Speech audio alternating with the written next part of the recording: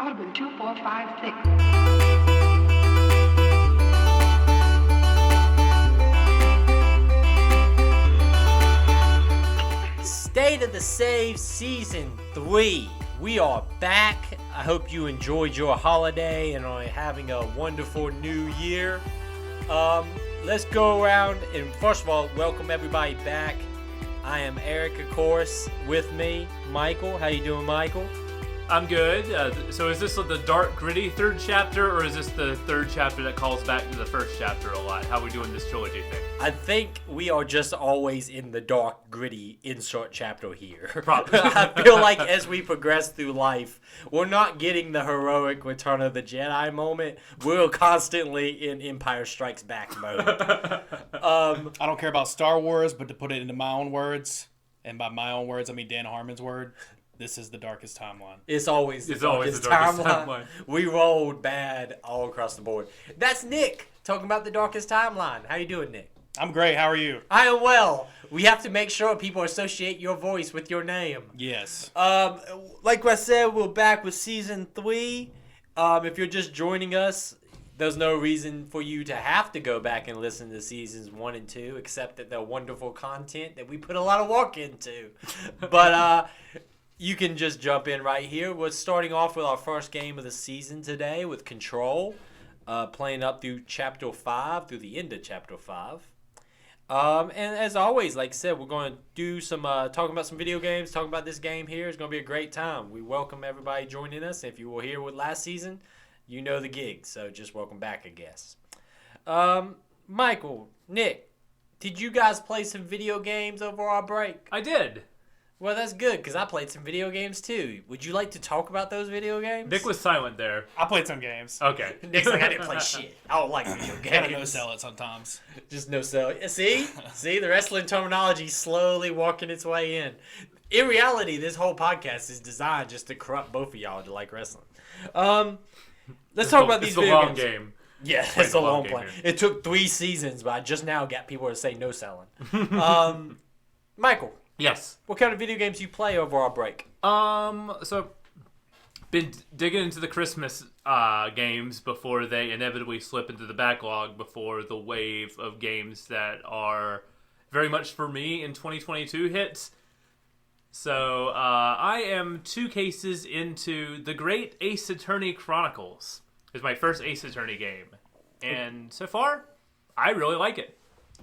So you've never played... I feel weird to say that you've never played any of those. Those seem like games made for you. I've always been adjacent to them, but it's always been like I've had friends who have played it, and I watched like a couple cases here and there, like other people play them on YouTube, but I've never... Because I never had a DS, and I didn't have a 3DS until very recently. And even then, like when they re-released the trilogy on Switch, I always kind of like set that aside, but... Because I'm like, I'll get these eventually whenever the price goes down. But then they announced that the game is exclusive to Japan, the Great Ace Attorney Chronicles, the first in the chronological timeline, but the newest game, was being translated and coming to the Switch with HD graphics. I'm like, there's my starting point. And it's a really good starting point. So you play as the ancestor of Phoenix Wright. I'm going to butcher these names because this is like late 1800s Japanese names. Ryunsuke, I believe, is the main character's name. That sounds like you nailed it. We're going to go ahead and just assume that you said that perfectly. And someone will correct us in the comments of some podcast app that we probably won't check. But, I feel like it's okay as long as you acknowledge you don't know how to say it. Exactly. And so Kazame is your friend who you're basically buddies going to college together. He's really into the legal school. And, my terminology is great here. And I like the setting a lot. Being late 1800s Japan, it kind of gives you the lay of the land, so to speak. So this is after Japan has opened its borders to the outside world. And then they realize, wait a minute, our past legal system's kind of terrible. So they take a lot of inspiration from Europe and are in the process of shaping their legal system to one that involves lawyers and due process and stuff like that. So because of that, they don't have enough current lawyers. So in order to make their system up and running, they have to recruit people who are currently studying law to practice law. They're like, hey, I know you've been doing this for a week, but you're a judge now. Good luck. So the game starts out with your character being accused of murder. Okay. Right away. The perfect way to start off a law career. Very much so. And your friend has agreed to be your defense attorney. But he is about to do a study abroad. He's about to go study abroad in Europe. So they can go learn Europe's legal system and then bring it back. So his entire future career depends on if he can defend his best friend in a murder trial. But you say, no, I'm going to defend myself. So he's basically your legal counsel at that point as you try to deduce the case and defend yourself. I just thought they was going to be like, hey, man, I got a ticking clock because my boat leaves in about 3 weeks. So if we don't settle this in 3 weeks, you're on your own, brother. I mean, I prefer the ticking clock than the, my career's on the line. I like the idea of like, listen, man, these tickets are already paid for. I ain't going back on them. And it's more of... Phoenix Wright fans are going to laugh at me for not realizing how this is a visual novel through and through with moments of trying to pick the right option, trying to deduce how to move the plot forward by presenting critical evidence at critical times. It's basically like a lighter version of like the LA Noir kind of put the pieces together and then try to use them all at one time. I know this person's lying, but I need to prove specifically how by pointing out in this photograph, because the hot new technology in this game is photography, black and white photography. And they're like, look at this!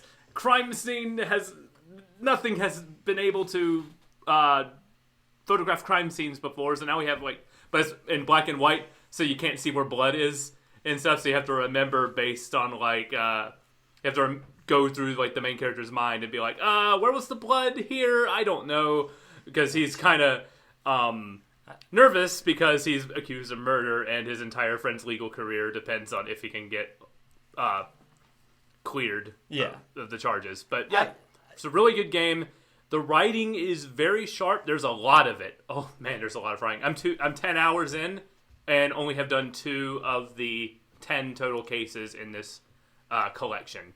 Okay. So it's going to take me a while. The second one is more, there's no court stuff, but it's all observation, and that's where all investigation, and that's where you meet the fabled Sherlock Holmes, as he thinks when he meets you, he thinks you are a Russian combatant who is hiding on the boat as a means of escaping revolution. And he was because this would have been around the time that there was the war between the Russians and the Japanese, I believe. That sounds like it if tracks. this is late 1800s, it would have been before the Russian Revolution. And the Russian Revolution takes place in the 1900s. His logic of thinking the rest is you are a revolutionary, which means you can revolutionize your appearance as well. I'm just I love this guy. Instantaneously. Maybe they're not playing as hardcore with the historical accuracy here. Maybe not. They use it as a window dressing, and then just go, because Sherlock Holmes is just Sherlock Holmes is running about, and he makes allusions to a Dr. Wilson. So I'm glad you're enjoying this. This is a lot of fun. Everything you say here does not sell me on this at all, but I appreciate the fact that you enjoy it. It is a lot of fun. It's like reading just a really fun crime drama, because it's mostly reading and the occasional bit of gameplay. I mean, I said, some things it's not for everybody. No, I'm not going to sell anybody. If you like Phoenix, or if you've been curious about Phoenix Wright, this is the one to get. But if you are this sounds boring and I don't want to read a book while I'm playing a game, this is not.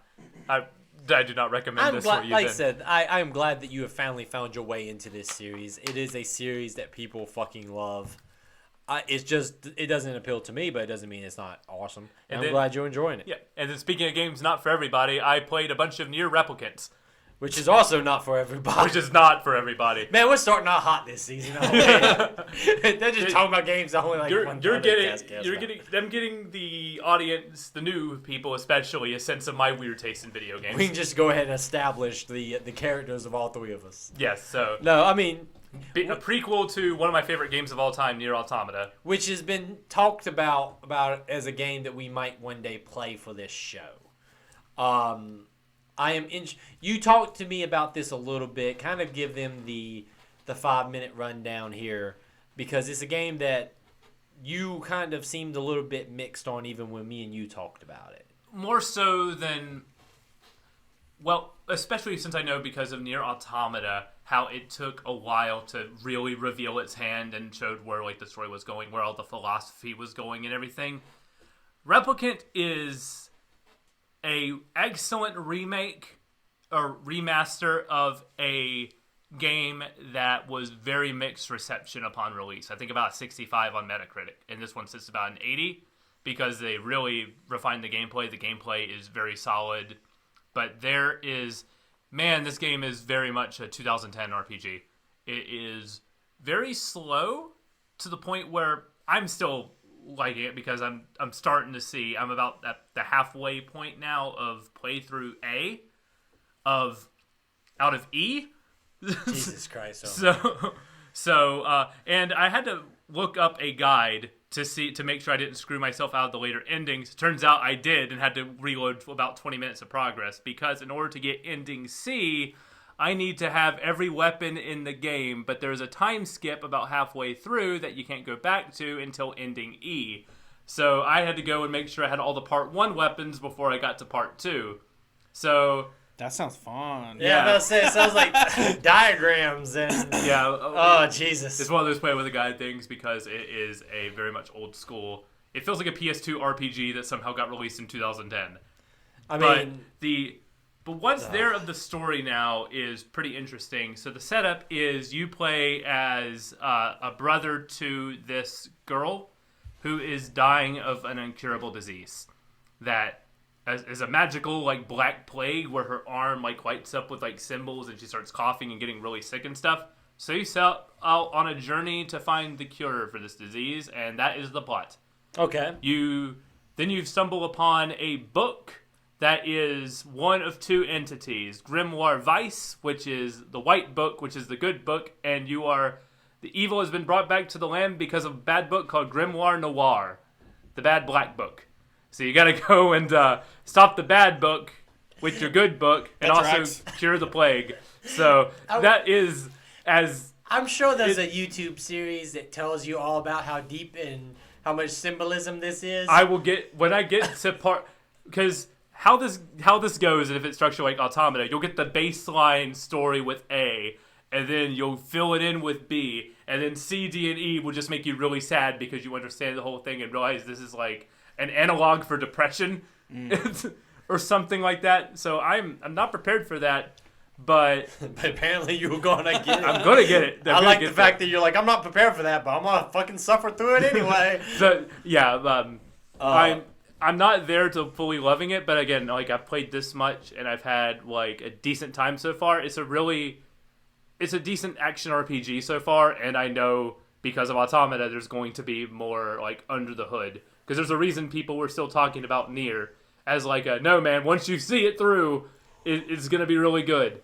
Those are games that I feel like you have to go into it with a preparation that I'm going to sit down, I'm going to finish this game, and I'm going to play through it to the full completion. I'm going to fully engage with this game. It's not a passive kind of video game. Because like in the initial release, I believe they held back the cards of the fact that this was the far future later on. Rather here, because you know it's a prequel to Automata, you're like, okay, this is a post-apocalypse, and Automata is really a post-apocalypse, where there's the humans escape to the moon. Yeah, Automata kind of gets the ground running immediately, where there's a war between androids and robots, and the humans escape to the moon, and it's a fight to take back Earth. This is like your sister's sick.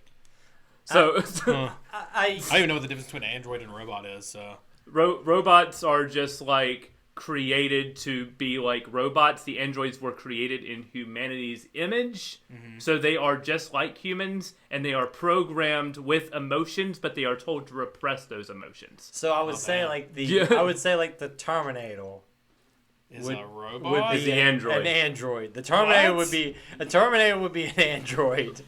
We're not put R2D2 would be a robot. Don't be time. I thought that was called a droid. Short for android. Well, that's just This is a Star Wars It's thing. just Star Wars thing. Okay, None of that whatever, shit man. makes sense. Whatever. Those space wizards, man. They got parsec wrong.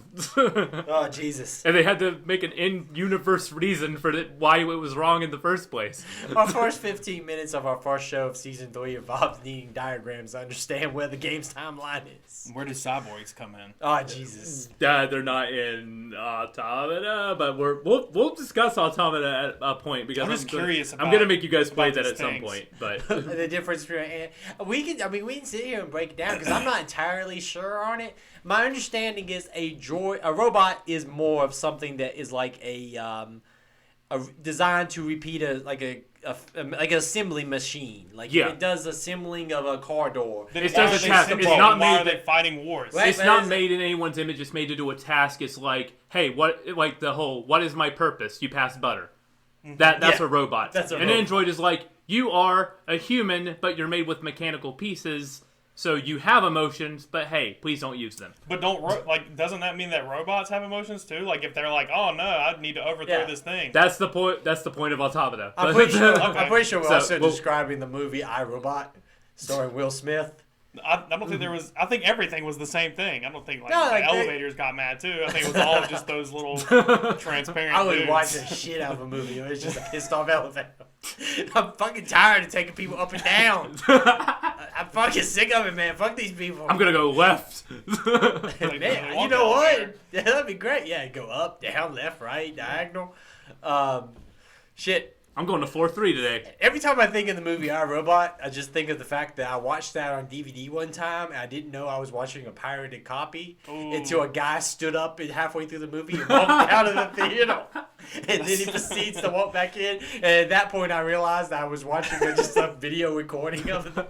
You're going to jail now. I know, yeah, you wouldn't stand tall, would you? Oh, shit. Nick, So, did you those play? are my games. I'm cutting me off, I guess. I'm cutting you off, man. We're getting into diagrams. Oh shit, I'm sorry. Nick, did you Yep. play anything that requires diagrams? No, I played Metroid Dread. Yay! That kinda requires so, yeah, a that. little bit. That's honestly just like that requires a guide. I feel like I don't know. No. This is my first Metroid game, and I feel like a total idiot.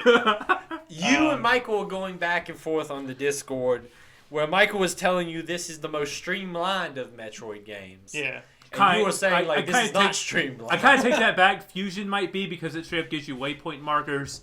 Dread hides all the ways it's kind of pushing you forward. So I think I don't know how far into it I've been. I've killed maybe like 4 enemies at this point. Oh, so you're like you're at the halfway point pretty Okay. much then. Which like Wait. For Okay. enemies? Enemies. Okay. Yeah, I was there's like, a you only bunch of killed little 4 dudes. people in halfway point? Robots. Okay, no, Automata, if you will. Okay. Are they androids, cyborgs, or robots? So I'm Robots. gonna say they're robots because they have explicit purpose. Yeah, they have one purpose: to hunt and kill you Yeah. The- in the most terrifying way The possible. title of this episode is just going to be The Boys Figure Out What a Robot Is. No, but please continue. I don't know. It's fun. I am. Fun. I feel like the thing that I like about this game is what everybody doesn't like about this game, which is like killing these enemies and like running away from these enemies. Oh, I love those bits. Those are very tense and terrifying moments. Yeah, I they're love those awesome. moments. It's like I feel like Metroid Dread's my game of the year. So this is another game I didn't play, but the Aliens game where you're just like hiding from the aliens the whole time. It makes. I think this is something you're seeing in more games now, where they're willing to make an enemy a legitimate big time threat. Well, before, like when you got to bosses, generally it was like hit the weak spot 4 times. It's like, Yeah. no, here's an enemy that you might not be able to beat him. Like, I think about like Mr. X and RE2 remake and stuff. Where it's like, this guy's gonna keep fucking following you, and good luck getting away from him. Yeah. So like, the more that we can get more scary, big, hard enemies, it makes it a lot more satisfying when you finally put them down. Right. I feel like it reminds me more of like like Big Daddies in BioShock. Yeah. Or like those big alien dudes in Dead Space. Whereas like there's like one of these in one of these areas, and then like the part I guess that Metroid that it kind of confused me at the beginning, but now I'm kind of getting into it, is like the levels are actually like smartly designed. So it's like you're not happening upon this, like you're being kind of like smartly funneled. There's like an invisible hand guiding you. Yeah, Because and it's just like this little area will shut off. Every room you go through, it'll like lock you back. Right. So it's like you're lost, but you're lost in like these 10 rooms. Right. And so like eventually you'll figure it out. It's not like Super Metroid where you went off the entire map and go, I have no idea where I'm supposed to go. I fucking played Super Metroid last year for a little bit, and I gave up about 3 power-ups in. Because, yeah, like, dude, those times where you're just looking at the entire map and be like, somewhere in there is something I need to go through, but I don't know where. Well, then maybe you might like this one because, like, it does this thing where, like, the first hour I was confused because I thought I was literally roaming the entire map until I, like, pulled it up and realized that, no, I've just been running in these 3 same rooms, like, 10 times for the last hour. And then, like, you kind of see, like, well, what, like, looking at the map, they do the thing where, like, it shows specific types of doors. So it's like, this door can only be opened by a regular charge shot, and this one can be opened by a wide shot. And you can highlight, like, all the doors on the map at once. Be like, show me all the charge shot doors. So you can be like, I just got this charge shot. Obviously, I need to go and check these areas. You could be like, I can't get to that one, can't get to that one. I can get to that one. Yeah. Let's try that. Yeah. And then the only other thing I was going to say is, like, the boss design is, like, you mentioning, like, this is a Nintendo, game on a Nintendo thing. So, like, when you think about Nintendo bosses, it is really just rule of 3. Hit him 3 times. But, like, Not this him. is just like, no. Like, oh, hey, welcome to Dark Souls. So to cool. steal a terrible meme, but yeah. This is the Dark Souls and Metroid game. Yeah. I'm very excited about playing this. I told myself I would not get this until I have finished the other games on my plate. But one thing that I think is kind of interesting, and I kind of want to see if you agree with it, because I talked to Michael about this too when he was playing through it. It's almost like it's hard to trust developers to not screw you over and make you get lost. So the concept that they are very good at actually directing you to where to go, you as like a player have been trained that if you don't actually have like a glowing thing on a map, it's like, well, what the fuck? What do I do? Yeah. The concept of being able to like kind of let go of that feeling and be like, I'm going to trust that they're going to kind of guide me here. Yeah. Is very refreshing, and it's something we're going to talk about in Control too, where it's almost like you forget that if a developer is competent enough and able to do that and pull it off well, how good that feels to just kind of naturally navigate a world. Yeah. Because so many games now rely very heavily on a glowing arrow or a map that points you north all the time and tells you to go that way. Or even if you don't have that, there's a button that tells you, like, hit this button. I was playing Serious Sam 4 because I wanted my Boomer Shooter fix. And, like, this is not a game you can get lost in. But even that game has a button that's like, and a big arrow points you where to go. It's like, you go forward, man. It's a Serious Sam game. Yeah. But I think that being able to kind of release from that as a player and say, I'm going to just trust that these guys are going to actually get me where I need to go is very difficult, but also refreshing when you're like, oh shit, they actually know what they're doing here. And right. Things are pointing me where I need to be. You kind of just have to like let go of like your like brain telling you and kind of just like focus on like the design and let it kind of guide you. Let go of your like 2007 video game design where everything is a bright glowing gold spot on a map somewhere to go to, and like be able to actually kind of relax and let it go and see, and and kind of end up where you need to be. That's why very much so I would say this is very much a sequel to Fusion. Like it feels like the next iteration of and Michael, Metroid, you're more familiar with Metroid than I am. Only ones I've finished were Fusion, and then I believe I finished Super Metroid at one point in time, but it's been a long time. But I'm interested to see, like, this was actually a Metroid that got you into the series as someone who's never played it before. Yeah, so, like, I've never played, like, any of the action... See, I don't even know, like, what the difference is between, like, you say, like, this is a sequel to Fusion. That, like, means nothing to me. Because I don't understand what the difference between that and Metroid is. Like, I would say Metroid goes in, like, a branching path between the Fusion, Zero Mission, the Game Boy Advance games, and then the Prime series, which was a first-person game that kind of had some of the same Metroid DNA, correct me if I'm wrong, but was in first person and was a little bit more of a less. There was a lot less of an emphasis on. There's a lot. I haven't played a lot of Prime, but there's a lot more emphasis on like the environment and environment navigation in Prime versus like the Game Boy Advance and Dread specifically. That's like exploration is a factor, but it's like combat is the thing in those games. And also like power-up acquisition, like gaining new power-ups that give you new access to new areas. Kind of like a lot of Castlevania games and things like that do. Yeah. Where you're like, oh, I got this power-up now, I can get to that spot up there that I couldn't climb to before. You know? Makes sense.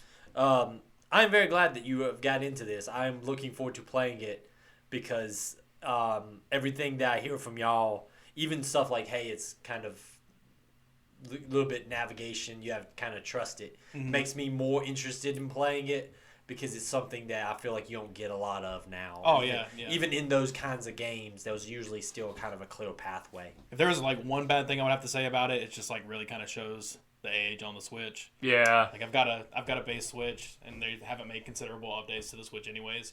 So I don't know. That's how I Somebody felt. who plays like off of a solid state drive all the time, it's just like, dude, who waits for these load times? It's rough. I put Dusk on there because I wanted to play through that on there just because I can take it to walk. His Boomer design. It's very well designed, a lot better than like the Boomer name. Like it's more than just nostalgia. It's actually a very well made shooter.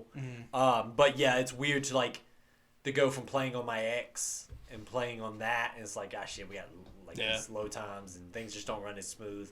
Part of me is just like, I don't know. I just want to get something and emulate everything. We got to be a couple years off from like a Michael Switch. Michael's grimacing right now. I don't know. I have the cart. Is that not? I don't know. I was looking at emulators last night. That wasn't a grimace. That was a smile. Like, yeah. Yes. Okay. I was we're about to open the doors to some weird I don't know, games man. on this thing. I don't understand how you can buy an emulator, or like, what is a Retroid? Like, how can I buy something that can play games that are supposedly in a legal gray area and carry that around in my pocket all the time? Because you own that I own, you would sure. like to have in a more convenient fashion. So that I'm allowed to do that? Because the software is legal. Reverse engineering a console and then selling that was illegal after like a certain point, but now it's like software emulation versus hardware emulation is something I don't Let's go ahead understand, and just say this. but- Because this is episode 1 of season 3. Yeah. We theoretically have a lot more eyes on us than normal. Let's just go ahead and say this out there. I'll send you some YouTube tutorials. No. Shh.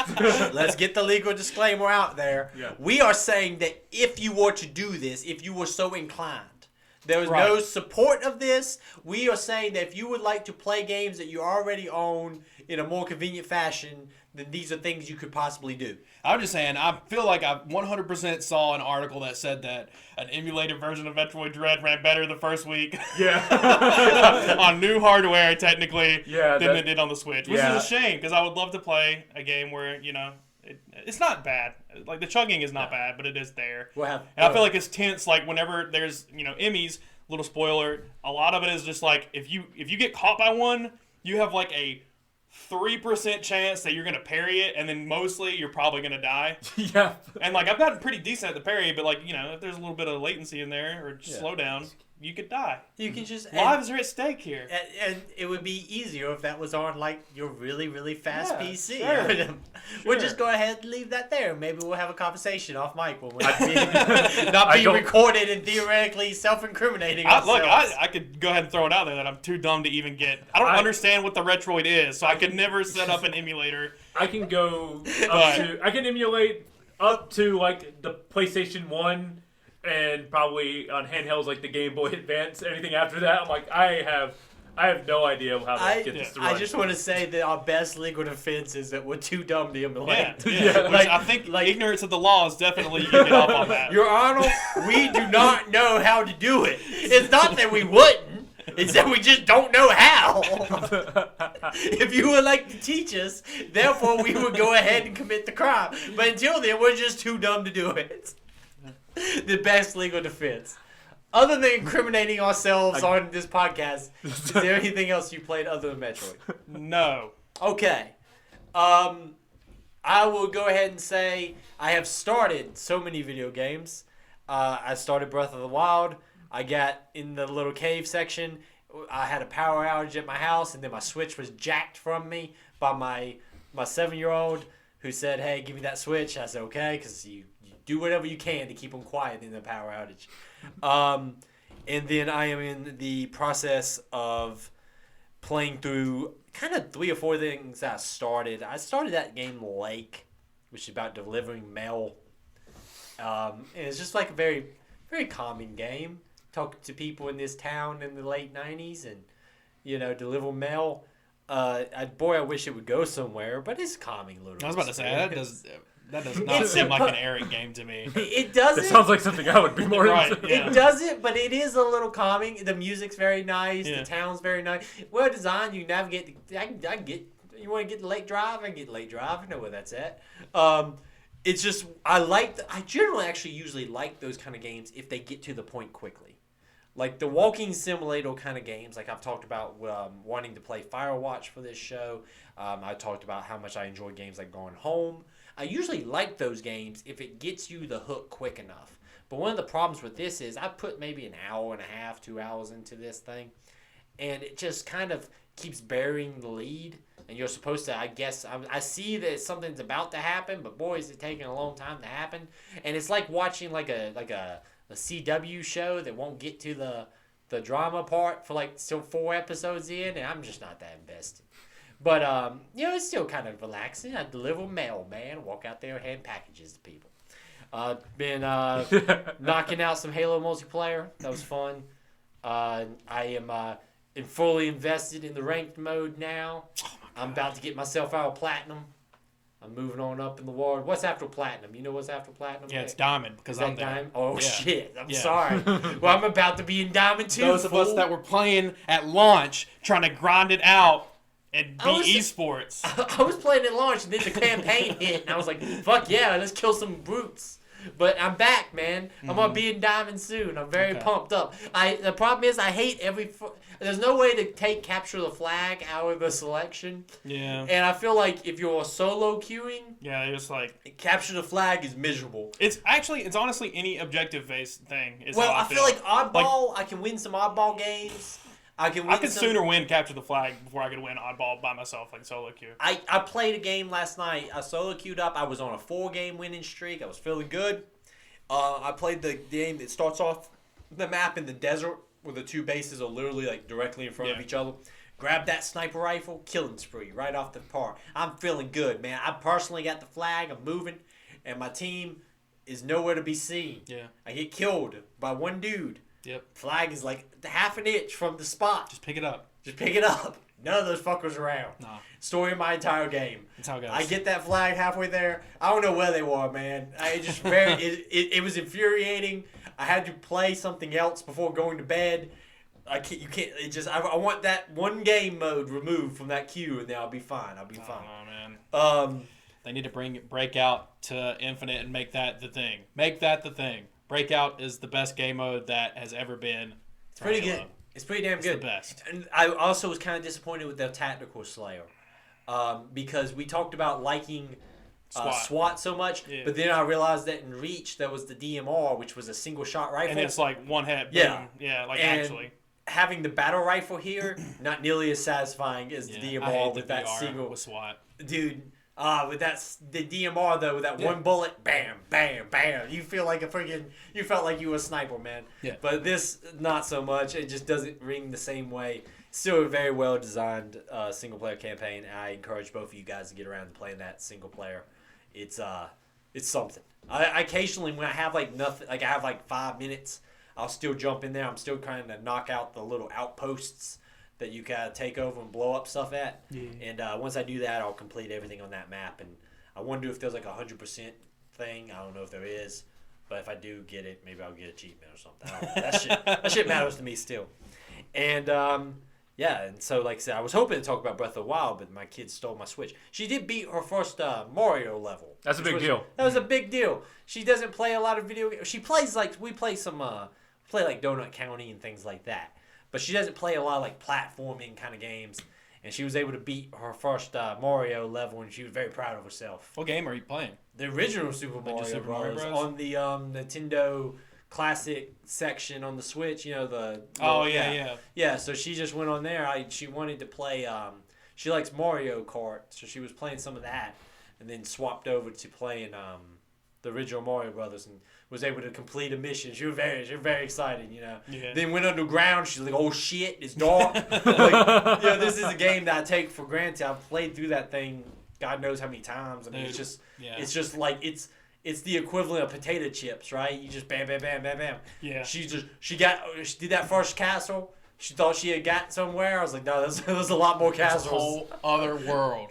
Some could say she's got another castle. Oh, she's gonna eventually get to Bowser, and then gonna that be little so toad. Sorry, our princess is in another castle. But when she went underground, she was like, oh shit, we're in the sewer now. It's gonna take her a year to get to that one section, and then she's never gonna play another game again. That's gonna. Well, she's getting it. She's getting it down. I'm hoping this is maybe an end because, like, so I've tried multiple games with her, and she'll get into like one game. She likes Tetris. Tetris is amazing. She's very into Tetris. No, like the Tetris 99 is a great game and stuff. No, I'm just saying, like, I don't know. I feel like I resonate with that. Like Tetris, dude. I could take Tetris anytime. Yeah. Like, set Tetris in front of me, I will play it for hours. it's a freaking it's a reason why it's a cultural phenomenon. Yeah. But like I feel like this might be her into more like action platform kind of games because she's understanding momentum. Yeah. Like trying to teach her that there's a difference from jumping and jumping forward. Yeah. Yeah. So these are like the dad gaming conversations I have to have where she's like, I'm jumping. I said, you gotta jump forward. How do I do that? You move forward and jump. But like she wrapping her head around these things. Yeah. But she's slowly getting it. So while that was cool and all, I was still a little pissed off I didn't get to play Zelda. Yeah. Maybe this week. But I did get to play one video game.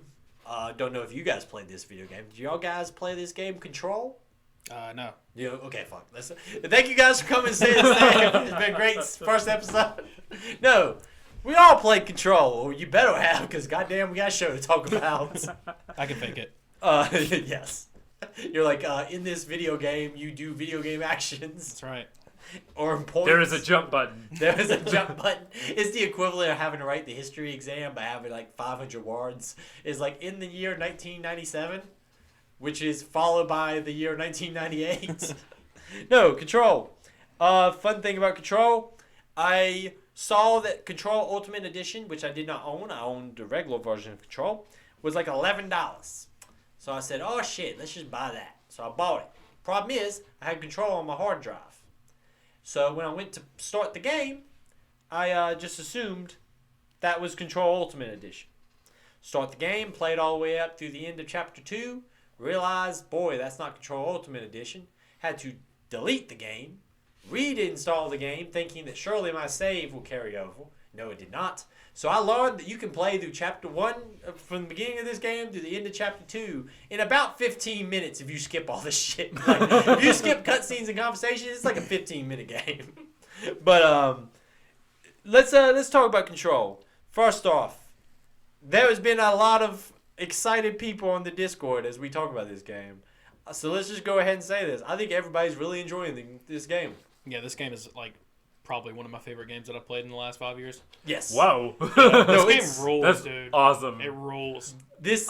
I'm enjoying this more the second time playing it through it versus the first time. I want to talk to you about that because this is a game that if you allow it to, you can kind of get very bogged down in like what's going on, like trying to piece everything together from the get-go.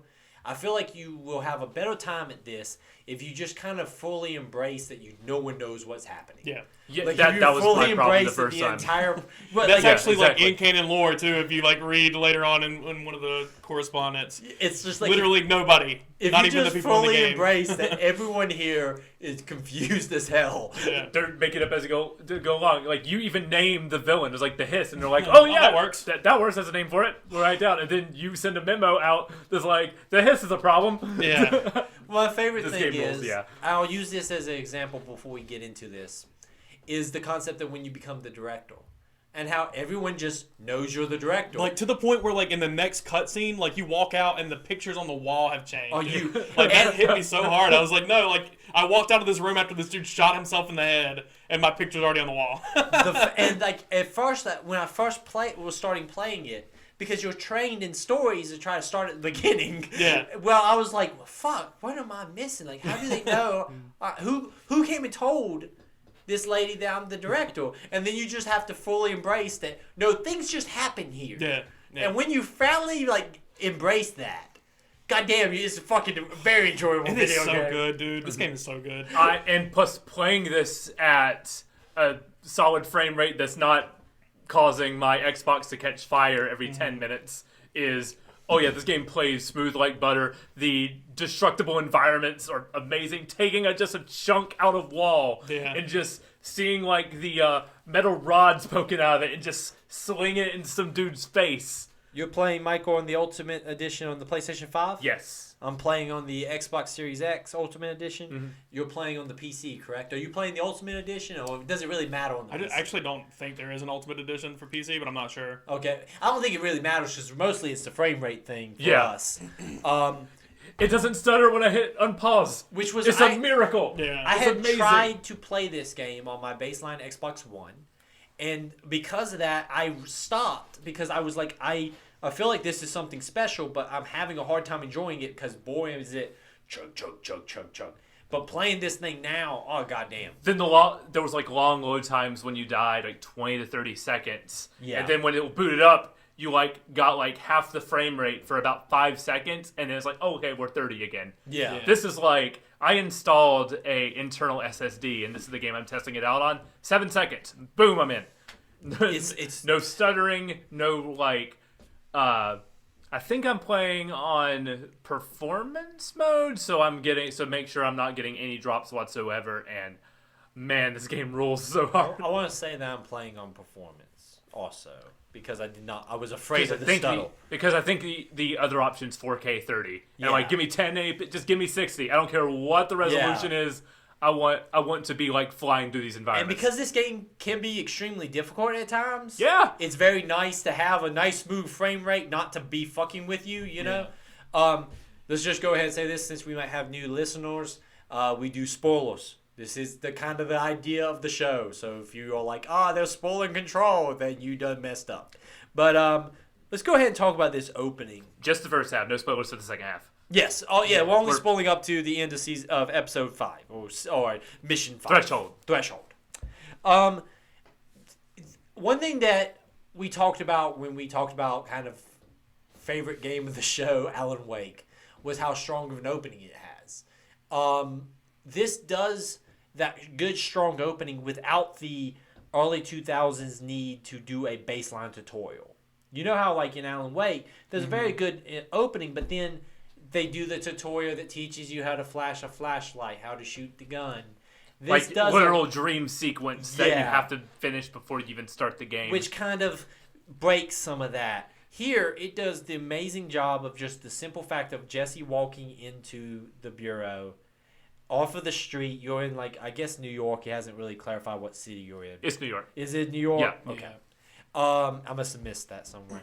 But walking into the bureau, and just the setting is so well done of being in an office building at night by yourself. If you've ever done, I did some install jobs in my career where you're walking in offices after hours, and it just instantly puts you in that slightly off-settling feeling of being in a big place that's empty. It just makes you kind of off-settling, combining with the fact that this is a game that's about weird paranoia stuff. Because you think at first, because everything from the first minute of this game is all about making you feel uncomfortable, from the twisting camera angles on the poster on the wall, from you thinking Jesse's talking to you, but no, she's talking to a psychic entity in her head, which or might to herself, which might be you. But then you walk in, and then the entire bureau is empty, and there's no one at the front desk. Yeah, I love the fact also that this game does a great job of adding humor without making it, without breaking the experience. Yeah. So when you go to the metal detectors to walk into the bureau itself, there's a pad there that has items that are not allowed inside of the bureau, and you're reading through it. And no smartphones, no smart tablets, no smart devices. gaming consoles, nothing smart. But it's just a little. No, and then after, no number 2 pencils. Yeah, no rubber ducks, no Jungian archetypes. One thing that I guess inspired this game is the internet kind of thing of this. What is it? The SCP, Yeah. which actually had a podcast that I do not know if it was associated with that whole thing that was based around it. That's actually I listened to like the first season and a half, and they were pretty good then.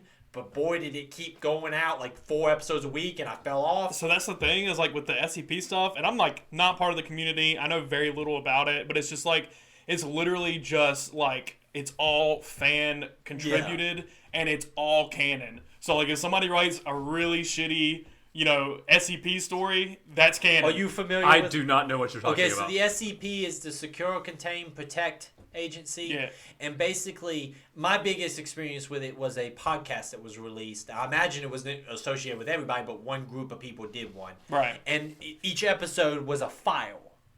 So think the objects of power here in Control. And the little Gotcha. dossiers, Well, but it would Okay. be a file where it would be about that, and some of them were funny, some of them are terrifying. Yeah. And like I remember listening to that opening season of that show, and a couple of them were pretty messed up. It actually kind of made me feel a little uncomfortable. So I think that's why I don't get too much into that stuff. Like that's why I think like I enjoy this game. Yeah. Because it's obviously one team of people writing this thing. There's like one string of things that's like you're not gonna hear about like JFK drinking children's blood in this. That's like, the one that made me that's break. I don't want to like ever that the think one that about broke that. Okay, I don't want to think about that ever. Sorry. That's the one that broke you? That's the one that broke it's me. Like, it's anything that involves like people drinking children's blood or having orgies or something. It's like Yeah, I I can don't leave need those. I liked the funny ones. Right. I didn't like the ones that got like that. Yeah.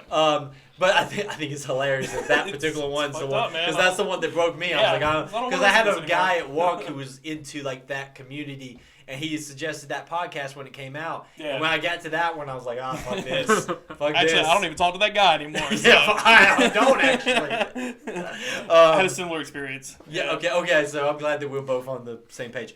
But so there's a lot of cues though from this. Similarities there.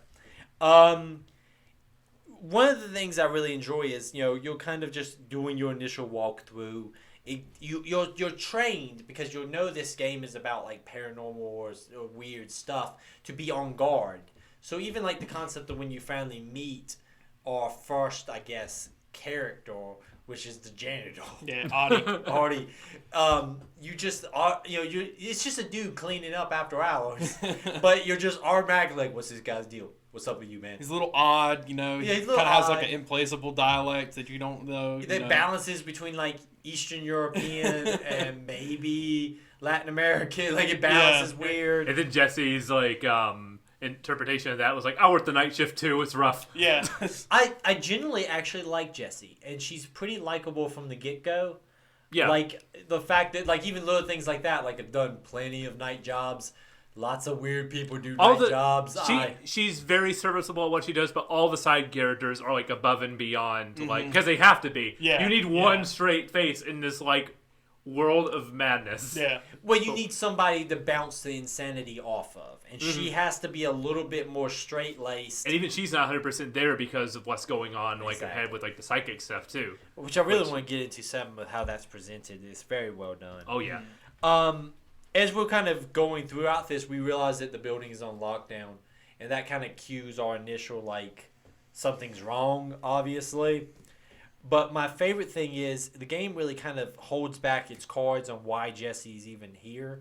You are aware that Jesse has had some, like, quest to find this bureau, but it doesn't really just, like, start off from the get-go, like, you're here to find your brother. You get it piecemeal. Yeah, it's very piecemeal. There was an event 17 years ago in a town called Ordinary. Ha ha ha. Somebody wrote that. They're like, this is very clever. That's clever. It is clever. I'm not arguing it. But it fits the vibe. Yeah. It fits the X-Files style vibe. But I like the fact that, we're just kind of, as we're going through the building, we kick off right away with the kind of the first defining moment, which is the gunshot. Also, one thing I really want to brag upon is every time you enter a new area in this game, the big white block letters that label the area. So I think it's the executive offices is this area. Or Yeah. the yeah. So like right when you come out of the elevator that the janitor lets you into, and he's like, hey, you here for the job interview? And you're like, sure, whatever, yeah. when you come out and those big block letters kick, it's such a cinematic, man. Yeah. It's such a well done experience. Just one like hit of like a bass drum. yeah, Yeah. Very It's- effective. It's Every single time it's like this is like the perfect introduction to like another weird part of this like ever changing building. building. And just walking down the corridor there and then hearing the gunshot, which triggers you obviously investigate, and it triggers kind of the weird flipping point from Jesse's perspective of being a guest here trying to get answers to now being directly involved in the bureau. And this is something Literally running the place. Yes, literally, bam. You pick up the gun. Congratulations, you're the director of the bureau. It's everyone's worst fear of getting hired for a job that you have no idea what you're doing. I think what's crazy about it, though, is like no imposter syndrome with her. She's just like, all right, I guess I'm rolling with it. Actually, now that I think about it, 2 hours in, this is kind of what I wanted. Yes, yeah. One thing that impressed me the most is, the sequence in which you pick up the gun introduces you to how the game's going to teach you tutorials, which is the astral plane. Yep. I like the fact that we do tutorials in a place that exists in the world of the game. Yeah.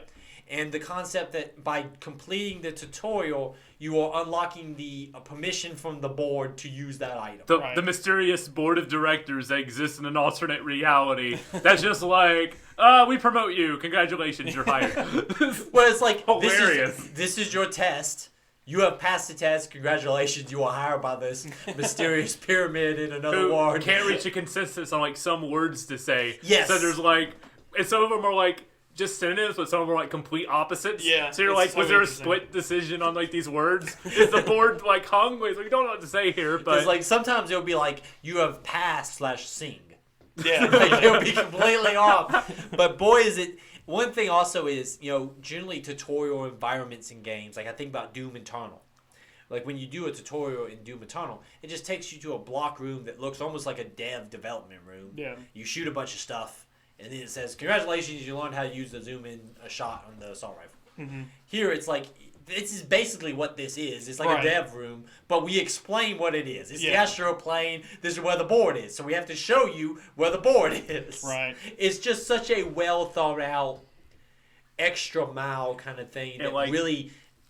as with everything else in the game too, the memos kind of lets you fill in as much of that as you want. And Yeah. I I don't know. I Yes. feel like playing this after Alan Wake, I don't know if I'm going to beat this drum too many times, but it's just like same studio, and it's like 20 years, after, give or take, after Alan Wake came out.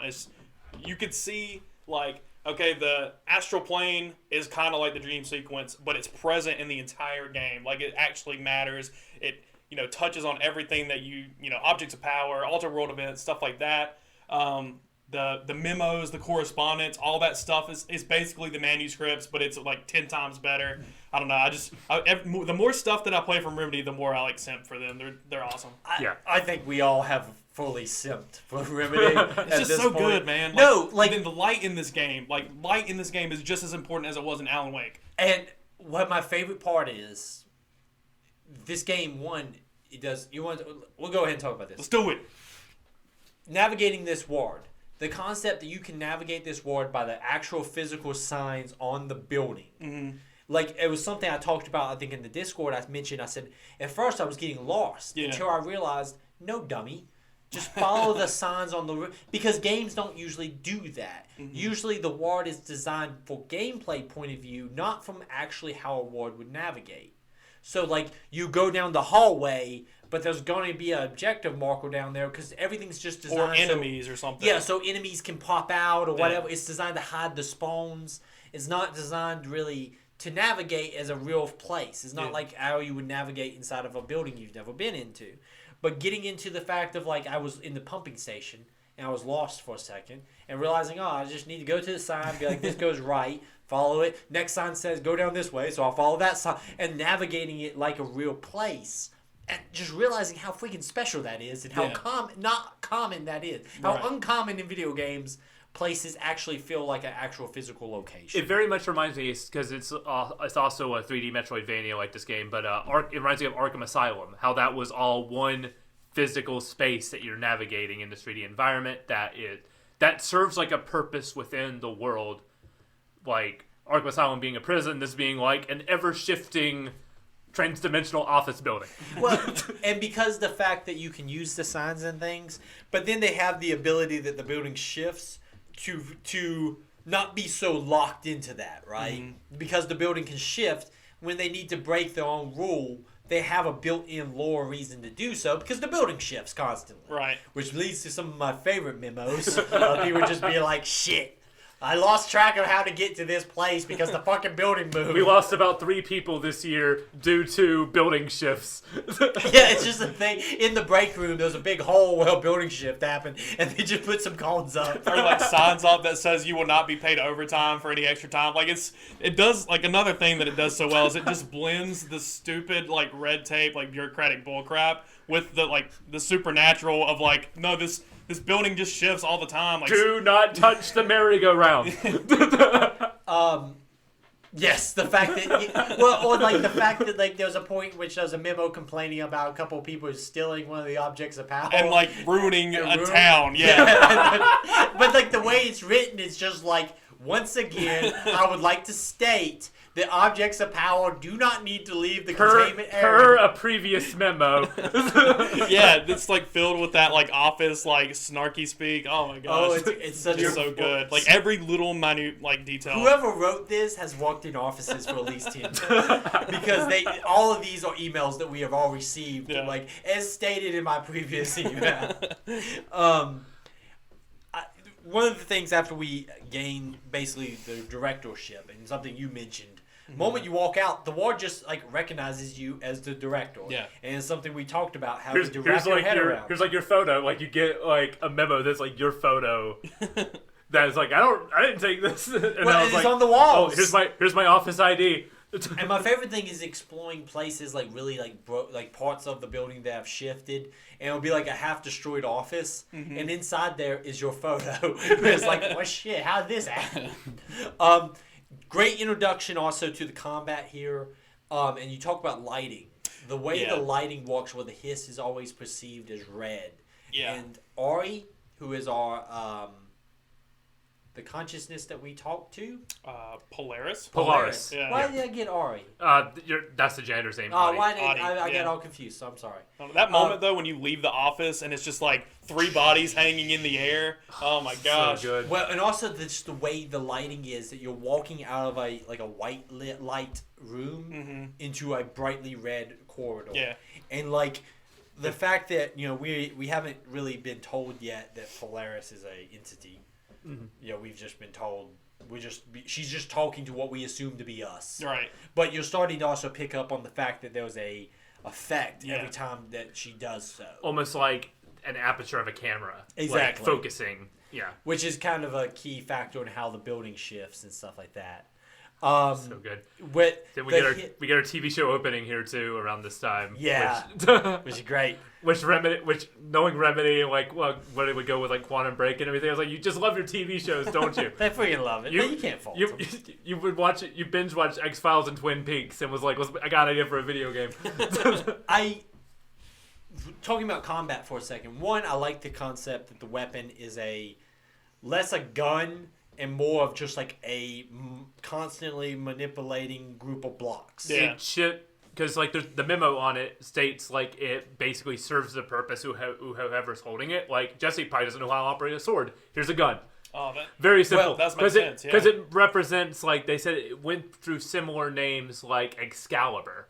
Oh, wow. Too. Well, like, in also, one of the memos, so. You notice when people see it before, I believe the head of security or the lady who's leading the Ranger team, who's in my notes, but I haven't flipped to there yet, she mentions that it looks different than she's ever seen it. Yeah. So it modified to fit Jesse, which I think, and one of my favorite things about that is as you gain the different weapon types, you know, the gun just modifies into that weapon, but it makes it such a really odd and fitting with the tone of the game to change it. Instead of all of a sudden Jesse just holding a shotgun, now the blocks rearrange into a shotgun like fashion. Yeah. Or the machine gun, which is just like circular cylinders, and the fact that when you shoot you see the thing degrade. It's an extra step of thought where it could have been so easy to be like, and now Jesse has a pistol. Yeah. It's like, no, we're gonna make this the thing that's weird and off, and it's got to be a technical kind of more technical heavy requirement to have that kind of thing that is shooting its own mass and accounting for different things than just a normal gun in a game. Yeah. But it really is worth it, and it really plays off so well. And combat in this just feels so smooth, even before you start to gain the powers. Because at this point, the only thing you have is your gun. Yeah. But even then, it feels very smooth. The way they like turn the mist and the light to like it was like dust going off of like a cabinet or something just like in the air. A puddle of oil or something in a parking lot. But Yeah. like somehow vapor. Yes. It's weird. It's like rainbowy. Dude, it's amazing. A very defined texture. Yeah. Yeah. Everything about this is just craftsmanship is the best word for it, I guess, without being too over the top. As we kind of navigate the environment, we're killing some enemies. We're getting kind of our basic understanding of the game. One thing Michael mentions is this is the third 3D Metrovania. You start to learn that doors will unlock as you go back through to give you faster routes back to locations. Yeah. You literally get like save points that are brought in the map where that you can like fast travel between. Well, and, also key cards. You get key cards that give you access to areas, so it keeps you from getting into areas that you shouldn't be into. I actually got to an area I wasn't supposed to be in, and it blocked me off by an environmental hazard that I don't have the ability to navigate. It's that deep hole down in the cafeteria area. Yeah. You go down in there, you get into some enemies that were like level 10. Oh. And I was having a hell of a time. I got lost. I kind of got lost, but at the same time, I wasn't looking at my map because I was just kind of exploring. And I was having a hell of a time beating those guys. And then I realized that there was a spot where clearly I progress here, but I don't have the ability to do so yet. So, like, it was smart. I didn't feel cheaped. Yeah. And it actually got a fast travel point down there now. So when I can't go, I can just boom, boom, boom. Oh, nice. But it just feels very natural. Where it's like, oh, you just can't get through that because you don't have an ability. I think I did the same thing. Was You it like in don't- that real hole deep with like hole? the little like almost like spore? And like they blow up. Yeah, I spent like maybe We ain't 10 supposed to minutes be in that. there. Yeah. I realized But that. yeah, I got the same thing. I got saw the my control health point. tank. I was like, I think I'm just gonna leave. I saw my health take down, and I'm like, no. You just war of attrition just ran through that. Yeah. I kept trying to do the drop. You have your spawn points up, and there's that light hole. kept Yeah, I was trying to like, maybe drop you just through. jump down there. but there's enemies there, And you If just immediately die. but like clearly we will be going there, Right, yeah. But we just don't have the ability yet. Yeah. But this also, we are basically setting ourselves to get to our first kind of establishment of our support staff, which is Emily. Is it Emily? Emily Pope. Yeah. Emily Pope, who we find locked in a one of the safe rooms that are around there. And Emily's going to be our big... it feels weird to say narrative drop because everyone here is confused, but she is the one who gives you, I guess, the basic understanding of what's happening. Because since everyone is confused, she doesn't she can't here's what's going on with. We don't even have a name for these things yet, right? Yeah. Which is something you mentioned that, that's something that Jesse comes up with. Yeah. But she at least kind of establishes who you are now as the director, what this place is, and why we are, I guess, still not hissified, and everyone else is with the establishment of the HQ. Because she references like the lockdown too, and it's like, Yes. have the hiss escaped? It's like, no, they're kind of, and she's like, oh, awesome, the lockdown is working. My favorite, They haven't escaped. That's Yeah. good. That would be catastrophic if that happened. my favorite thing about Her enthusiasm is like wonderful because she's like, she will gladly explain any jargon that she understands. This is like the establishment of the fact that like you would think that this organization is one of the most powerful in the world, but it's literally just people showing up and learning about like catastrophic world-ending events and trying to delay them. We're gonna install this lockdown system in hopes that if something that's terrible could get out and destroy the entire world, it won't. cool. It works. If you ever have an opportunity to read about people who were in charge of nuclear weapons, and to realize that at the end of the day, the people who are in charge of nuclear weapons are also just people and have petty concerns and irritations and are pissed off about the air conditioning not working and things like that.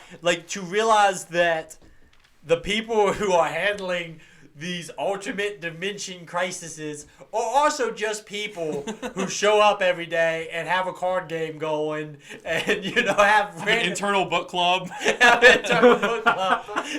And that's my favorite thing about this ward is that, like, you talk about Emily, she's like, of course we have a lockdown procedure. I am very happy it's working because this is what we do here. So we went into the lockdown like we do. And it worked. It's almost like this is not an unusual occurrence. Yeah. Like, I mean, the fact that every area has a bunker in that area with a radio and, some bottles of water. Yeah. It's just like we assumed that you were probably going to run into these problems. But she gives us the basic lowdown of what's going on and gives us our first kind of objective, which is to go get to the hotline, which is all kind of like main communication to the board. I like the fact that everyone just is okay with the fact that the place is ran by a alternate dimension pyramid. We're just like, yeah, that's the board. It's the alternate dimension pyramid. This leads to when I think the game, if you're not sold on the game at this point, this will make or break you. If this doesn't sell you on Control, you're not going to be sold on Control. You can go ahead and play something else. But if this freaking sells you, then congratulations, you're in for the ride. Because the mission to get to the hotline is fine, but when you finally get to the location which the hotline's stored at, and it's like this distant Magneto chamber from the early X-Men movies, and just like the concept of clicking the light switch, and the concept that it's not just a single click. Just a sign that says, remember the rule of 3. Yeah. Everything's in threes, so click, click, click, and you're in the hotel. The oceanfront motel and casino, specifically. When do you want my connection to Alan Wake Theory? Do you want it now, or do you want it? I feel like we're gonna be running a lot of those, so maybe we could bridge that at the end of this. You want those at the end? Sure. Yeah. Okay, we'll put it at the end. Why my connection to Alan Wake Theory? So, this, like the Bureau, which is the old house, the oldest house. It's like their nickname for the Bureau building. Yes. Yeah. This is a location that is not actually something that they can find in the physical world. Well, so it's like Hogwarts. You got to be looking for it to find it. Yes. yeah, because there's a part when you visit it the second time where somebody's trying to get into the motel, but it's closed. Yes. Yeah, which is the second visit to it. Yeah. Which is also something Jessie references when she finds the Bureau, where she's like, I've been to this city countless times, and I've never seen this building. Right. So without her being told to go look for it, she would have never seen it. It's just, you have to know what you're looking for to actually find it, which is a cool concept. Yeah. And also Rules of 3, very quickly, we get the live action kind of voiceover from the previous director that tells us about the triangle and that this was a previous event that he took part of, an investigation he was a part of. Rule 3, ding, ding, ding, find the key, go on in. But it's such a well done sequence of like, I wanted to explore every room. Yeah. Also, it still hits that off-putting. Like, it's just this, like, there's music in the background and everything, but it's still off-putting as freaking hell. Like an empty hotel. Yeah. There's like the symbols on the door, like the pyramid. You're like, okay, that connects to the Bureau of Control. But when you talked to Emily about it, it was like, we don't know where the other doors lead. Yeah. Presumably, this is like a motel between like dimensions. Like this is like a stopping point that connects you to multiple alternate universes, and you're like, wait, what? Yeah, I want to say that in one of the memos or something later on in the game, it's just like when they go to explore the altered world events, they stay at that motel and use it to get to and from. So that that's one of my favorite parts about it is the concept of how off-putting it is, that you wonder who else is using this as a gateway. Right. Like, I was sitting there at one point, because I've been thinking about this game a lot. Me too. And I was sitting there thinking, it was like, so every time you go there, how do you not know that there's not some other universe's, version of the Bureau also traveling through who shows up and you might meet in the hotel? Like, the concept that it's this weird crossroads of dimensions, and how kind of intimidating that you can just pop up and maybe you pop in and there across the board from you is Dimension 47's version of the Bureau who's just trying to get into the door with the circle on it. Yeah. It's such a awesome thing. And the concept that you use this interdimensional hotel just to get across a gap. The country, like to get to Missouri or something. It's just like, all right, here we go. but for your purposes, It's just in that room. It's Yeah, just to get across just the that box. The hotline is a cool freaking thing.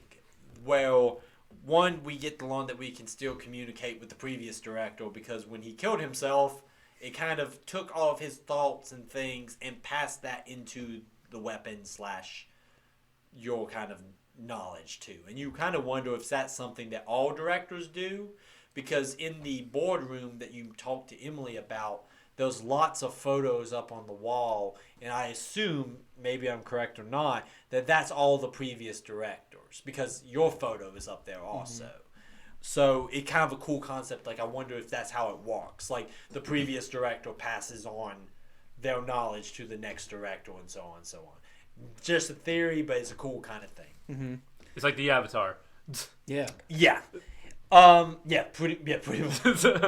And this is when we kind of get like what's going to be the driving force for this first half of the game, which is reestablishing and getting together the management team, which is kind of going back to that this is all like office politics. But like you get to run a successful bureau, you need a good office, a good management team. These are my management team. If I was you, I would go assemble the management team. We define like the engineer. There's references to like, well, Dr. Darling is just a character. Right, he's That the dude is inventor. awesome. He's the inventor of the kind of the packs that everybody's wearing. The Who's HV. like, hey, this will keep you safe. He does not elaborate and leaves. Yeah, it's amazing. Like, nothing he says is like, it's all very carefully said. It's like, no, if you're watching this video, you probably have this clearance. Not telling you anything more. Like, My favorite thing about, because he becomes our first objective post the hotline, is to get to his office. yeah, Which makes sense because he's the guy who you would think knows what's going on. Because Emily's like, he's been acting increasingly weird. yeah. By the time you get there, you know that he knows more than he lets on to other people. Well, and also he was able to create something that prevents people from being influenced by the hiss. Exactly, that is, yeah. Yes, and a couple of things I want to talk about. We learned that Peyruis, Yeah. is an enemy of the hiss. There's a point in which Jesse mentions like, "Oh, is the hiss your enemy or something?" And obviously Peyruis is talking to Jesse. We don't hear what they say, but when that happens, she goes, "Oh, okay, our enemy." So, and because one thing we'll learn throughout this whole game is Jesse like trusts Peyruis like completely. There is zero doubt. She's had this with her for 17 years, you said? Yeah. Yeah. So it's just, there's a mutual relationship here. There's no doubt there. If Peyruis has any alternative means, Jesse's not picking up on him. Because Right. if Peyruis says something, she trusts him. Which instantly, as a video game player, is like, bullshit. Don't trust this freaking Peyruis. Every time that pops up, I'm like, I ain't doing that. I know what you up to, Peyruis. Even if it's supposed Would to you represent kindly go to us, like, engineering? yeah, exactly. Would you kindly my ass? But this takes you to research, which is one of my favorite parts of the game. Just a ton of fun stuff in this section. This is when combat's starting to really pick up. Correct me if I'm wrong. This is where we pick up I think it's the floppy disk. The floppy disk Yeah. that is causing a problem because it just throws things. Yeah. The floppy disk is just lobbing furniture around. It's a problem. My favorite thing is when you walk in, it's just beaming people with. Like, you see a dude, like, bludgeoned to death by freaking pneumatic tubes. Yeah, just correct me if I'm wrong. I believe it is research is our next section here. It's the mailroom. The mailroom. It's Yeah. the mailroom. Yeah. Yes. And that's where we get our first like mini boss. Yeah. Anybody have any trouble with this? He's kind of straightforward. Just shoot him. Yeah. But you do also at this point get the ability to use the telekinesis. Yeah. Which is pretty much your main go-to attack going forward in my mind. Yeah. The gun becomes secondary once you can throw shit. Yeah, that's the first tree that I upgraded was the force throw stuff. Well, and just to talk about this for a second, because this is a major part of the combat, the fact that like it walks like even when it's coming to you. Yeah. They like timing it to grab something and bringing it to you. You can knock guys out as it comes to you, and then throw it at another guy. It feels great. Yeah. It's one of the best combat design mechanics I've played in a very long time. This whole section of research is great. We get a ton of the live action footage from the doc, who's really the only way we're interacting with him. Just a kind of, like you said, you probably have the clearance level of this, so we'll talk about this. And sometimes it's just videos of him talking about stuff he thinks is cool in the bureau. He's like, you want to talk about objects of power? Let's talk about these objects of power. As we kind of navigate this section, we'll kind of lost my chain of thought here. What's my next thing, Michael? I'm lost.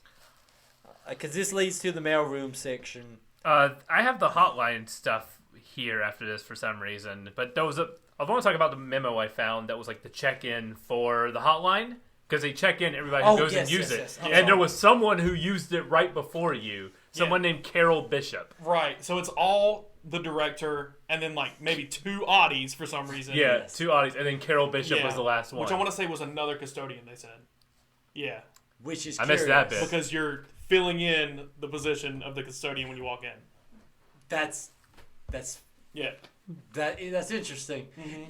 You are correct, Michael. I believe I actually jumped to that section because there is the stuff in the mailroom happens before you go and actually pick up the phone. And like there's another memo there that says like when the hotline was first used, when it appeared, it was so traumatizing that everyone who witnessed it being used had to go to memory suppression therapy. Yes. All right. So now that I'm back on track, I apologize. This leads to our actual kind of first thing, which is we're going to try to get access to the head of ops. This is where we're actually going to go down and meet the janitor back up again. We have to get the power plant back up and running. He telepathically says, hey, can you meet me? Yes. I like the fact that we do not question how he telepathically talks to us. That's like the least weird thing in this game. Like, oh, it's telepathic. Okay, whatever. My favorite thing is also when you visit him in his office, he stays there. And doesn't talk to you unless it's like to assign you a mission. So as we're going down to that, we basically have to go down and get the power station back up and running. As we're doing so, we meet up with him. He gives us kind of our basics of how we're going to do that as a 2-part process. Also, if you do not do this side mission, I don't know what you're doing, but it triggers the first kind of side mission to gain another ability, which is the air dash. Yeah. It's a really cool concept because you just follow that side mission down a hallway and then land where you can do the air dash, which is a carousel. Which is she even comments on it. She's like, "Why is children's stuff always so damn creepy?" But between that and the children's show videotape, so we're about to talk to those. We're about to talk about those because there's one in this section. When you get the object of power, you trigger coming back into the ward by falling just like above that same spot. Yeah, and it's just such a cool, clean transition, man. It's just so well done. Yes, let's talk about these real creepy little children's shows. I don't watch all of these. I watch them all. How do you not watch them, dude? Because sometimes they're in places that I don't want to stop and watch a creepy show in. I know your answer. This is the same thing as how do you not watch Night Springs? But like, how do you not watch Night Springs? They make me freaking uncomfortable, I tell you. It's amazing. The theme song... Yeah. And, remember, confidential and children both start with the letter C. I don't like the Threshold Kids one or whatever, but like I watch all the Darling stuff. Oh no! I'm talking about the Threshold Kids ones in particular. I can see that. It's like the little. But then, like at this point, dude, like if we're going down the rabbit hole, there's memos that reference Night Springs. I missed that. It's just like, dude, it's all crucial. You have to watch it all. We'll get to our Alan Wake theories. This whole power plant section is very interesting to me. One, we start encountering other agents, things like that. We basically it's kind of I don't want to say it's like just task completion, but it's really it's a very heavy combat section. We deal with the Clog, which is Audie's nemesis. That voice line, it's just the I see despite. you met my nemesis, the clog. And there's a side mission in which you go and you finally take care of the clog again. But like the fact that he just fucking hates that clog. One thing we didn't talk about also is as we gain back control points, you physically manipulate the building to like reform a stable version of the building. Yeah. So you'll enter these rooms. It's like nondescript monochrome blocks around. Exactly. Yeah. And then when you enter, it will physically form the building back to where it like should be. Yeah. And it's a cool visual no matter where it's at. So cool. Just another cool thing of like taking video game mechanics and adding lore to it. It's just like those are like the crucial points and like fixations of energy that causes the oldest house to like change, and you just manipulate it by changing the like vibrations in the room. I also enjoy the fact that the game addresses the fact that she can't do it to the people. Yeah. Because when you first do it, Emily encouraged you like, well, why don't you go rescue all the people hanging Right. from? And she tries, and it doesn't work. They just like evaporate, right? Yeah. But I like the fact that like, because the smart aleck video game podcasters might be like, well, why didn't she just try it on all the people? But in reality, it's like you do try it, and it doesn't work. But I appreciate that. It's just a little throwaway sequence, but it's enough to kind of clear up that one question you would have. Yes, clearing the clog is fun. We get some boss fight situations going on. We're dealing with some kamikaze enemies that are fucking tough. Yeah. Until you get really upgraded on your throw ability, you have plenty of energy. Yeah. Or if you get the shield is really good to deal with those. Shotgun. Just keep running away from him and just shotgunning him. Yeah, if you get the shield and you get to the thing where you upgrade it, you can throw the shield back. Yeah, I got just that. Pushes them away when they blow up. It's amazing. The upgrades are very, very helpful, and also the mods. Making sure you're picking good mods for each weapon can be a bit like I have like a headshot one on my pistol that basically instantly charges up my energy. So you can kind of really quickly throw a bunch of stuff, shoot a guy in the head real quick, and throw more stuff. And speaking of the combat really encourages you to get health back. At first, you think you want to keep away from everybody, but if you keep away from everybody, you're gonna die. You have to get it. You have to get in there and then pick up the little health drops that they give you. Because when I played this game the first time a couple years ago, I was dying constantly because I didn't realize that it's like, oh no, you have to be a lot more aggressive than you would think playing through this. But once you like kind of wrap your head around that, the combat becomes very fun. Yes, combat it encourages you to go forward because that's where you gain health by picking it up. So if you are playing like very passively trying to snipe enemies from a distance, you're going to just kind of get whittled down. So encouraging you to charge into enemies kind of also encourages you to do health pickups. So at first I was kind of frustrated because you have to be almost right there on them to get the pickup. Yeah. But realizing that that's kind of encouraging you how to enter the combat, it made more sense once I realized like, oh, they're trying to make me get into things. Yeah. Because if not, the combat, the shooting is so accurate, especially with that pistol.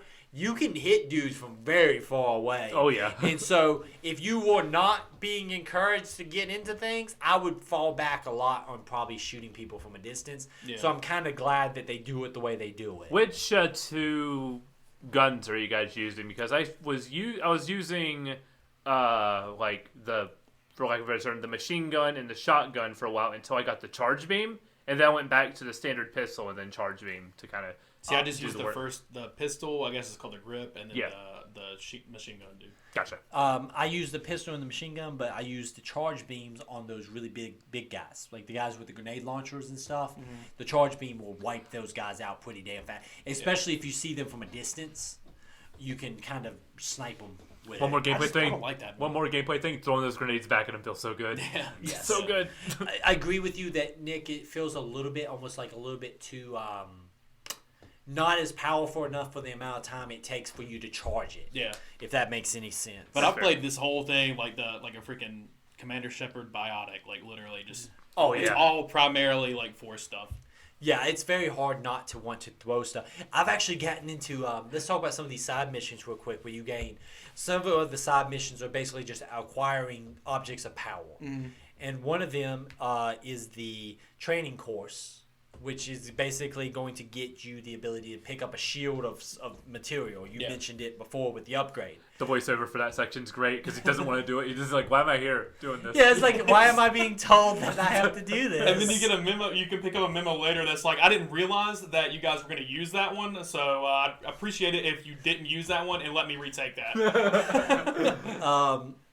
This game.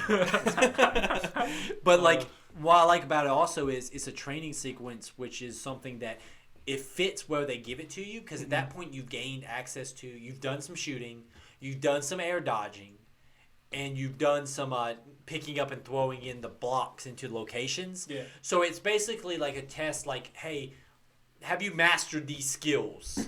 So it's a good kind of like point to see like what your weakness is, because once you can knock out that training course real quick, you're like, okay, now I feel like I'm competent in this combat and I can take people down. Yeah.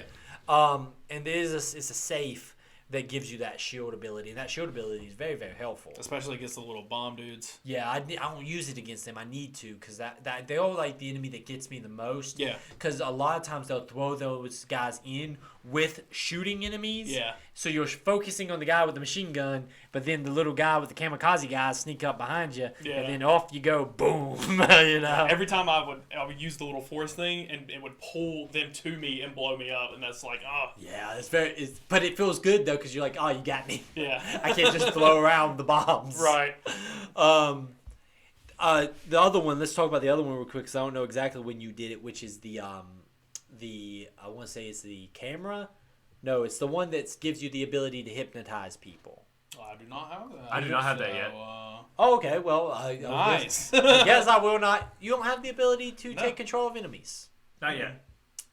It's the X-ray. I may have missed that one. It's the X-ray machine. Sorry, that's what it is. The X-ray machine. Why do I have You're gonna have a good time when you get that side mission. Let's not talk about it. I apologize. There's a couple of little side missions that are like not objects of power. Wait, no, I do have that one. Because you get it whenever you whittle down their health, and you can hypnotize them, right? Yes. Yeah. Okay, I do got that one. Okay. Wait, what?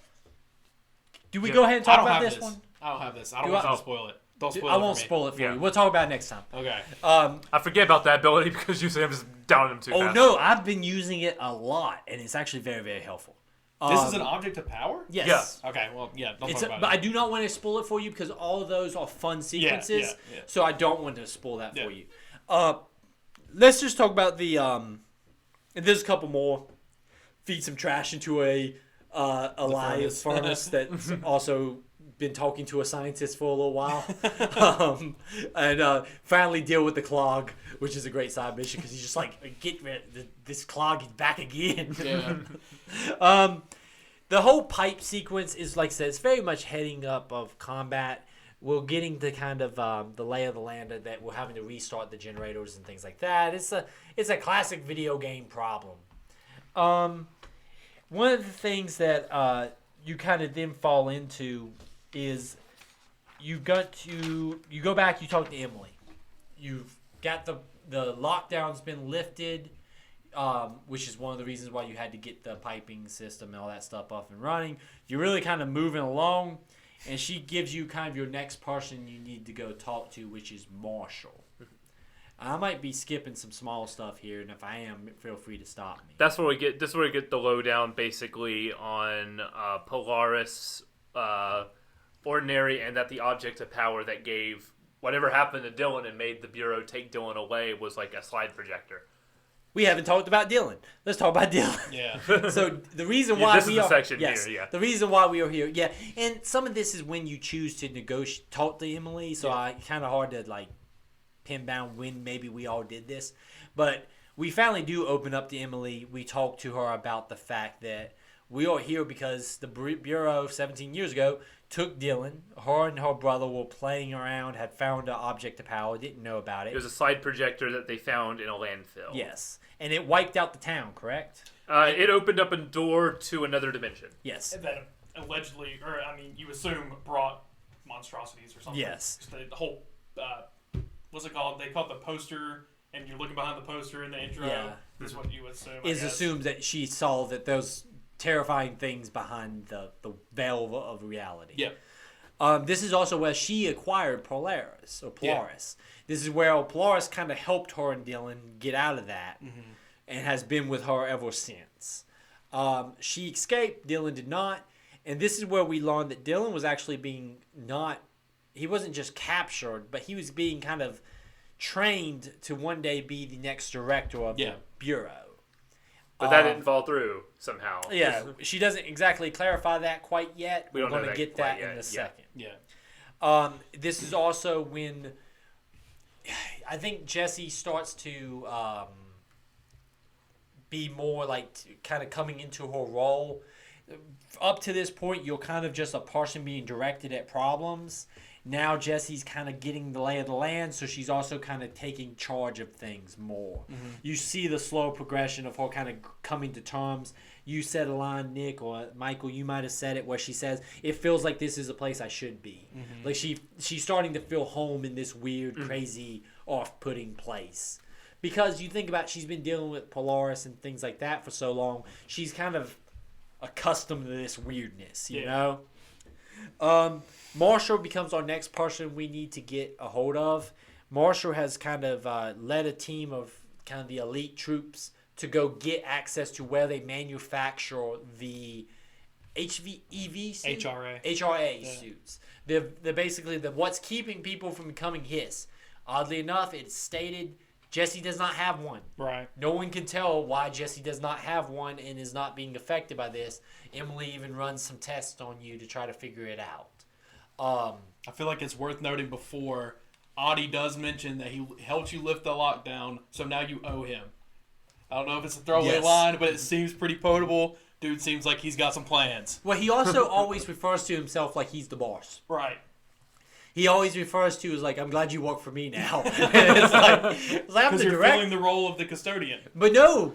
But at this point, even when she introduces herself as the director, he refers to himself as still the boss. Yeah, and I love it. He's got it. Yeah, and I love it because Jessie kind of puts it off as like, well, I'm the director. Like, she even makes like some throwaway comments about like, he feels like he... But it's Artie's like, no, I know what's going on. You don't. So clearly I'm in charge still. I'm inclined to believe him. And also he's constantly talking about he's got a vacation coming up. Yeah, he's not going to miss. He's not missing his vacation. That's true. So Artie, stuff's coming there. If not, it's the greatest red herring in the history of video games. This section is when we'll kind of... we're going to kind of go down and we're going to gain access to find Marshall down in the... we'll go back to research. This is where the map really begins to like open up a lot more, where there's a lot of optional rooms. The first one I have here is, did you find the audio test room? Yes. Where Poets of the Fall was playing. Did you find that? Yeah.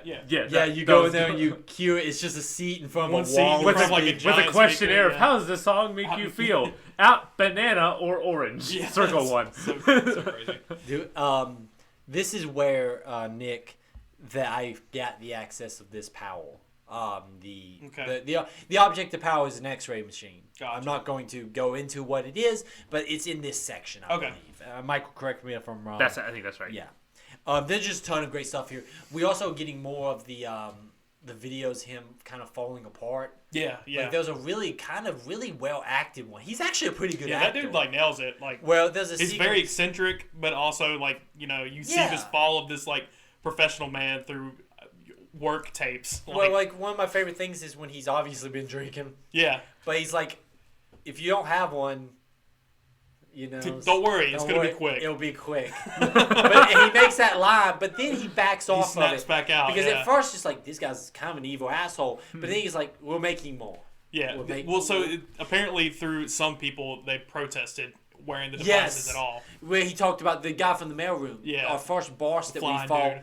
And if you listen to something like his, he won't wear it. Yeah.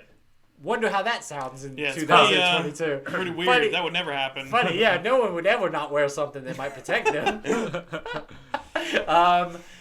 Every once in a while, things come through on this show. my irritations come through. No, but it's a great sequence in which it's like, we're making more. Yeah. And instantly you change back. Because at first it's like, this guy's callous as hell. Like, what the fuck? And then you were like, he's just worn out. Like, he's doing everything he can. He's trying to find, like, he knows something's coming. He's trying to protect everybody, but he's running out of time, and he knows he's running out of time. And it also mentions in some of the notes here that there is material to make a giant one, and he has, but it's not for the oldest house, and you don't know what it's for yet. Yeah. Which, once again, we'll find out what that is. Yeah. But the concept also, we haven't met him yet. Right. We're kind of missing him. Mm-hmm. There's a sequence also I showed my wife, because I love this kind of shit in video games. There's a sequence in which it's projecting on a projector. Yeah. And if you stand in front of it It's as on your Jesse, back or something. it projects onto Jesse. Yeah. And it's such a, like, video games look good today. I was sitting there, I was like, look at this. She's like, that's cool. I was like, it's a live action video being projected on a 3D model in real time that I can move around and get it to project on different parts. And I can go walk over and knock the projector over. And I was like, this is a big deal. This is like seeing Duke Nukem in the mirror and Duke Nukem for, like, it's a big deal. This whole sequence is really interesting because we find Marshall, who's leading the Rangers, which are like the elite kind of security team here. Mm-hmm. Fun fact, all of them are carrying Lewis machine guns, which are a World War I manufactured machine gun. So, like... That went over my head. Well, I just noticed it's very distinctive looking machine gun. It has a top-loading magazine, circular magazine. Yeah. And it's just... It fits that the elite unit of the oldest house is carrying a gun from World War I. Because you have to imagine that all these guns probably got pulled out some crazy hole that they found access to, you know, like alternate World War I where they fought giant ants or something. You know? Yeah. But it's just a cool little detail. They do a lot of that stuff in this. There's just little details that just look off that make it hard to even place what year this is. Yeah. You know, like even the clothing that people wear and stuff. Like Emily wears a very...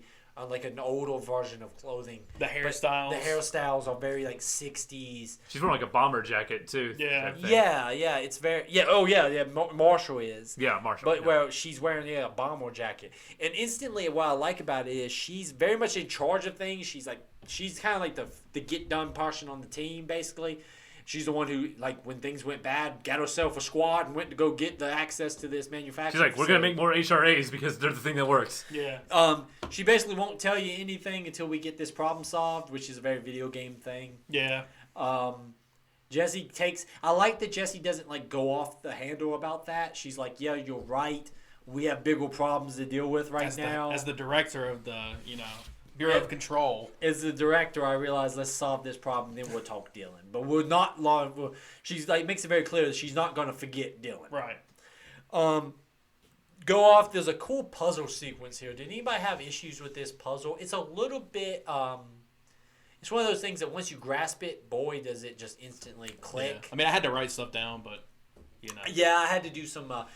what I did is I collected all of the cards and then proceeded to just figure them out one at a time. Yeah. Which is kind of the old, like the slow way of doing it, but it walked. Did you have any issues? I know you've played this before, but did you have any issues with this section? No. It's just it's a good little It's a puzzle. puzzle. Yeah, it was interesting. I like the puzzles in this game. They're a good cross between actually challenging you without being obtuse and frustrating.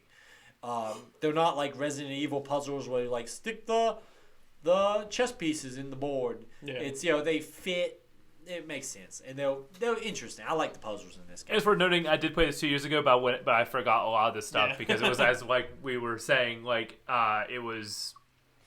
it just didn't stick. The story stuff didn't really stick with me the first time through. It's this time that I'm really enjoying like the story aspect of it. I think a second playthrough of this probably helps out a ton. Oh, it does absolutely. Really, And cool talking about it turns out makes a lot more stuff click. Yes. Yeah. And I'm talking a lot because I'm trying to like direct the story path here, so feel free to interrupt. When this whole sequence happens and you break the machine basically trying to manufacture it, Yeah. you realize basically you don't have raw materials. And this is when it references a site the game kind of references multiple times. You can go to an elevator that shows you access to this place. The training facility that gets that side mission is near the access to this place. I actually tried to go across that bridge and couldn't. Yeah, me too. Yeah. Great freaking sequence. Yeah. How you do that. But basically, that is the Black Rock Quarry. Quarry? Yeah. Or, yeah, Quarry. that's right. Yeah. That is underneath the oldest house. Just a big old... And is opened up to open sky. Yeah, well, so I think the thing is like that's a threshold. So that's literally just like we go here, but it's actually a portal to a different dimension. Exactly. Yeah, exactly. Yeah. But I love the fact that it's just like, yeah, we got the quarry is right there. If we just access it across this here bridge. Yeah, just go through the light switch and go to a different dimension. Yeah, just easy peasy. To get this resource of like antimatter or whatever. Yes.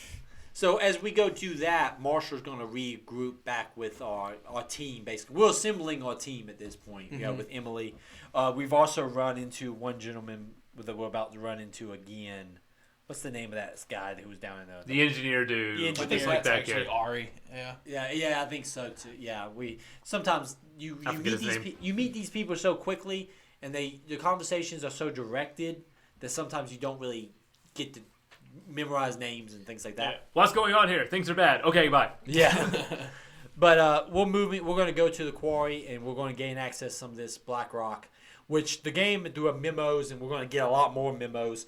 This is kind of like the main substance that they use.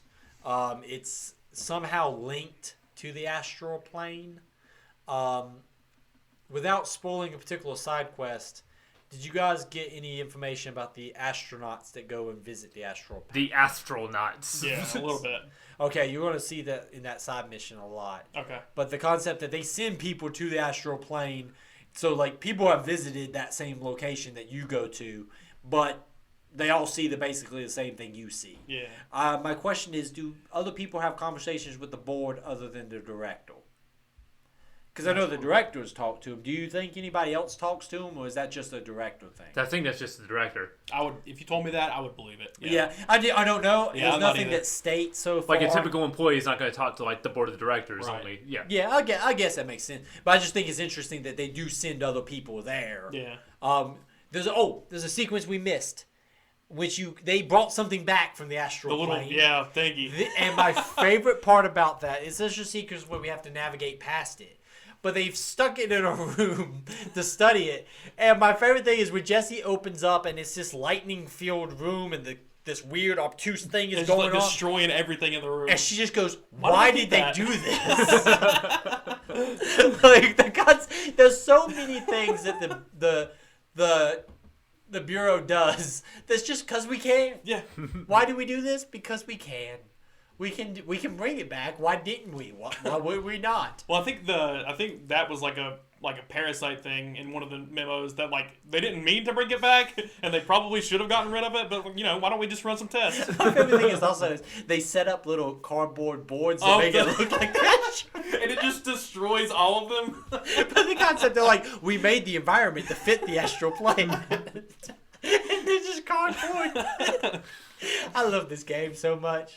Oh, the humor, even things like that, which is not like in-your-face joke, but when you see it and you look at it like, this idiot's just put out cardboard. They go back and forth between being highly competent at dealing with this stuff and extremely incompetent. Which is just like in real life in all things. It makes me so happy. Yeah.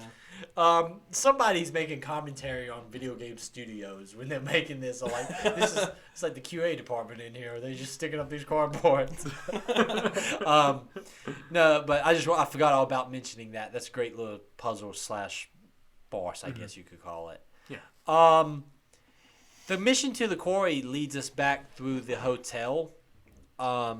This is when, Nick, you brought up the point that someone's trying to get in. Yeah. And I kind of rushed forward to be like... Me too. I was like, I want to see if there's somebody out here. I was so excited because it sounds like a man and a woman. Mm-hmm. And he's talking to another. I was like, Alan? Alan? Yes. But no dice. But that's okay because Alan's in there. Alan's coming. Alan's in there. I got connections in my head.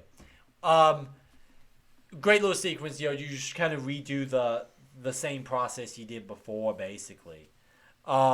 Just to trigger the bridge. The fact that you have to go all the way through the just to trigger the bridge, just to go back through. But that whole sequence, you want to talk about great cinematic, as the massive pillows lift so you could walk under them. Mm-hmm. Just like these, like it feels like this, like the most secure room in the history of rooms. Yeah.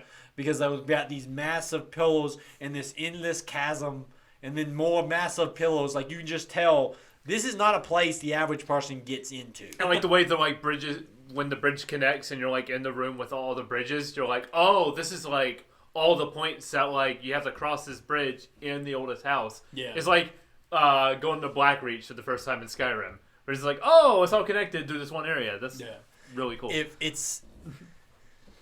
I'm continually impressed. Like, I love video games that just by going to an environment, I'm excited.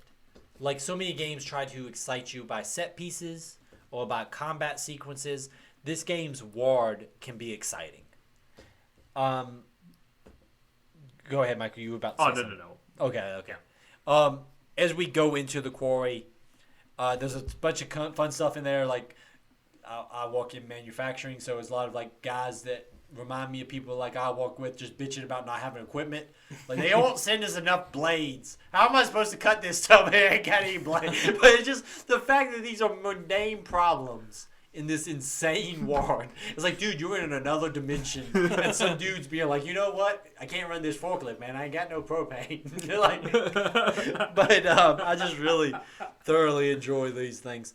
Not a ton of shocking stuff happens there, but there is a really good combat sequence as you are basically triggering the explosion to gain access to the black stone that you need. Yeah. I'm a little weird that it's just a small little piece. And there's like a whole vein there. I'm just like, you guys just go and get one piece at a time? Yeah, I don't know why they do that. Maybe it's that precious. Who knows? Maybe if you blow up too much of it, it takes you to like some freaking hotel in Montana and keep. Great combat sequence, great escape sequence, because they throw a bunch of those enemies you can't do anything with, like the anomalies ones. Oh, yeah. Just work your way back. And this is when we get the down low on Dylan.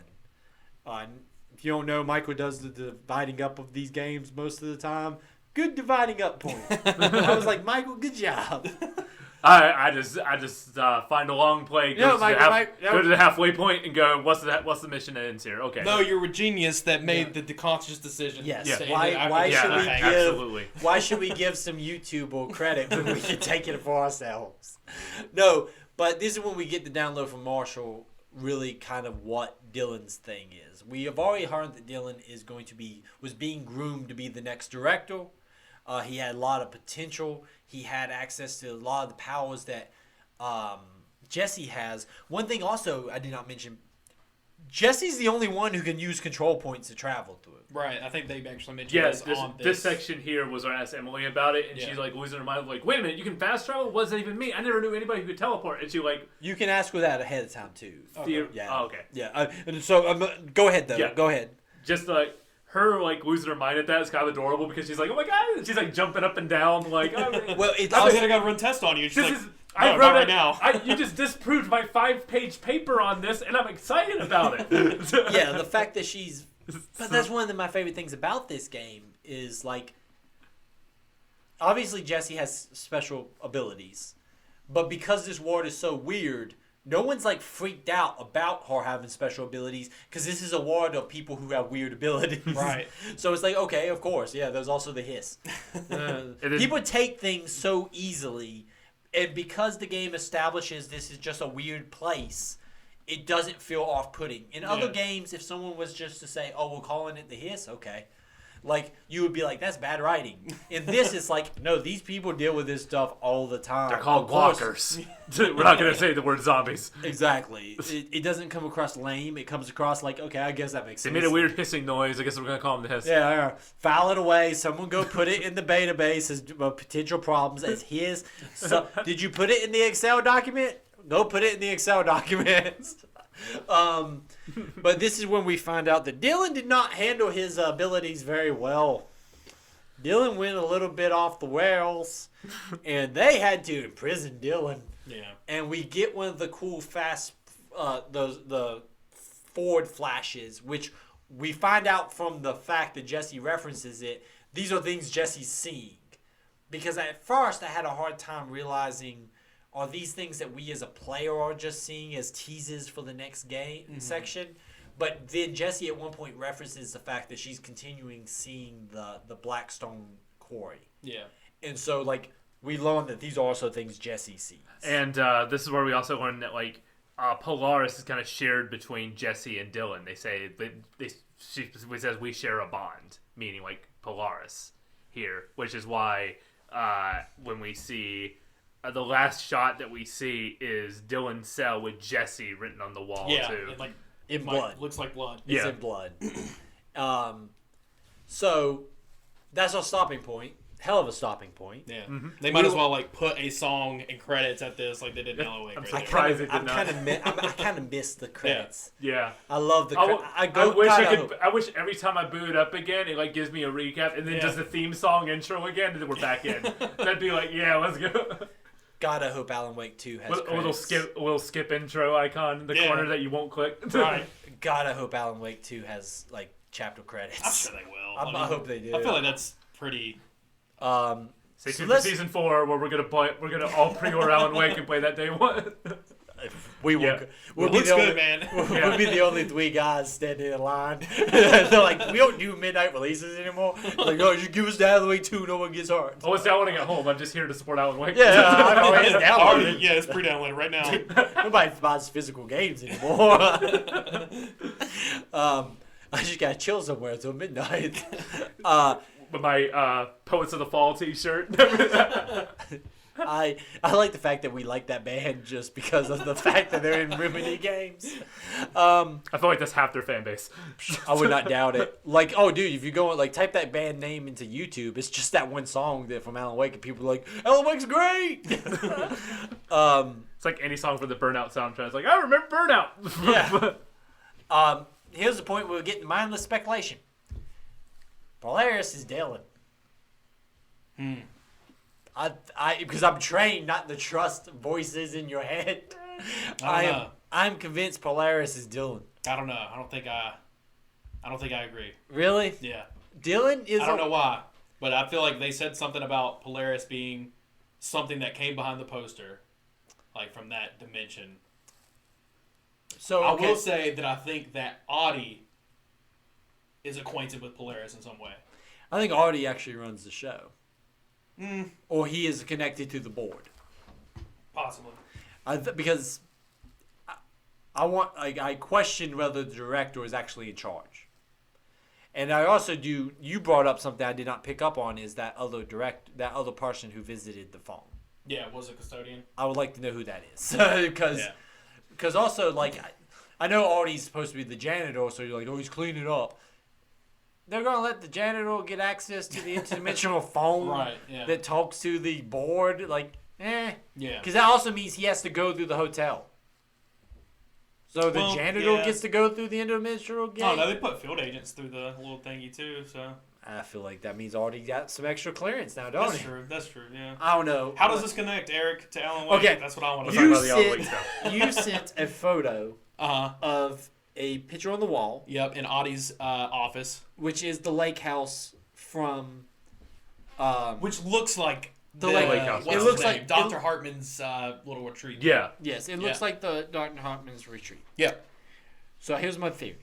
This is not founded. I have not looked anything up. This is Eric just thinking about this stuff where you probably should have I feel like there's somebody that's listening to this just yeah, that's been known, dude. Well, but I don't read I haven't looked anything up subreddits either. Yeah.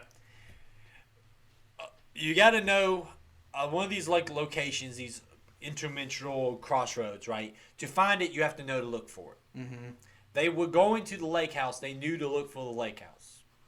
My theory is the lake house that's is a good point, because yeah, that's a good point. Because they knew to look for it. They were visiting that place and they were told about it. They were going there to go get it, despite it being destroyed several years before. And they were also told about it by the lady. What's the lady? The lady of the light, the evil. Are you talking about the lady in black? Yeah, lady in black. I don't remember her name, but I forget her name. But she's the one who in the dino talks to Alan as he's coming out of the bathroom, going towards the bathroom. She talks to him and tells him about it. So therefore, Alan knew about it, so he could find it. Right. My theory is that house is one of those locations.